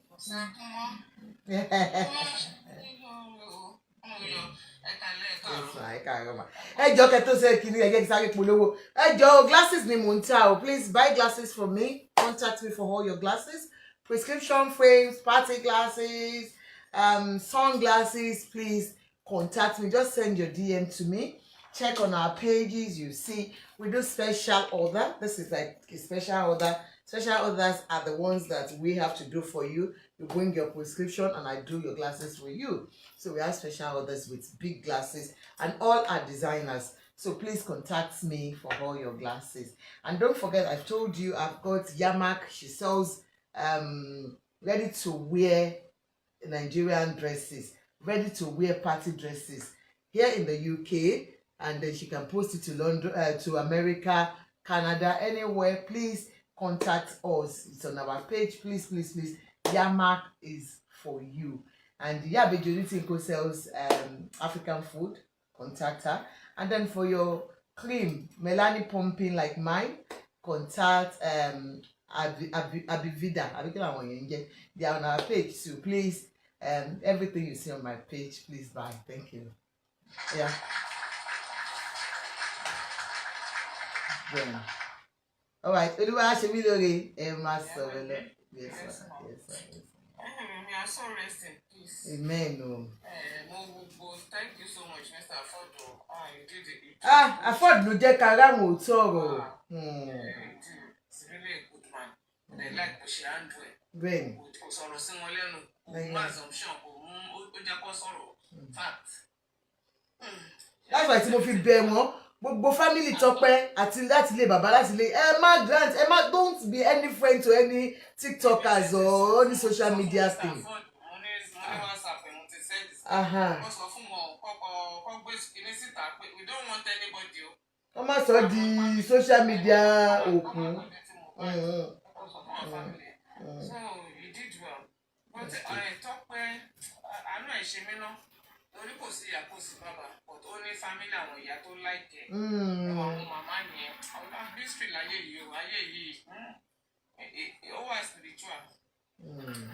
Àwọn pípù yìí mo tágbé ẹ̀kọ́ mo padà lọ wò tàtẹ̀ ló ṣe Oyinmomo ó dàbí tó Oyinmomo TV ó dárúkọ àwọn àǹtí náà báwọn àǹtí yẹn ṣe sọ náà ló ṣe sọ bó ṣe dúró tì í. Ìgbà tó ń rí pé òun ní lọ́ọ̀bù yẹn ń pe àǹtí PJ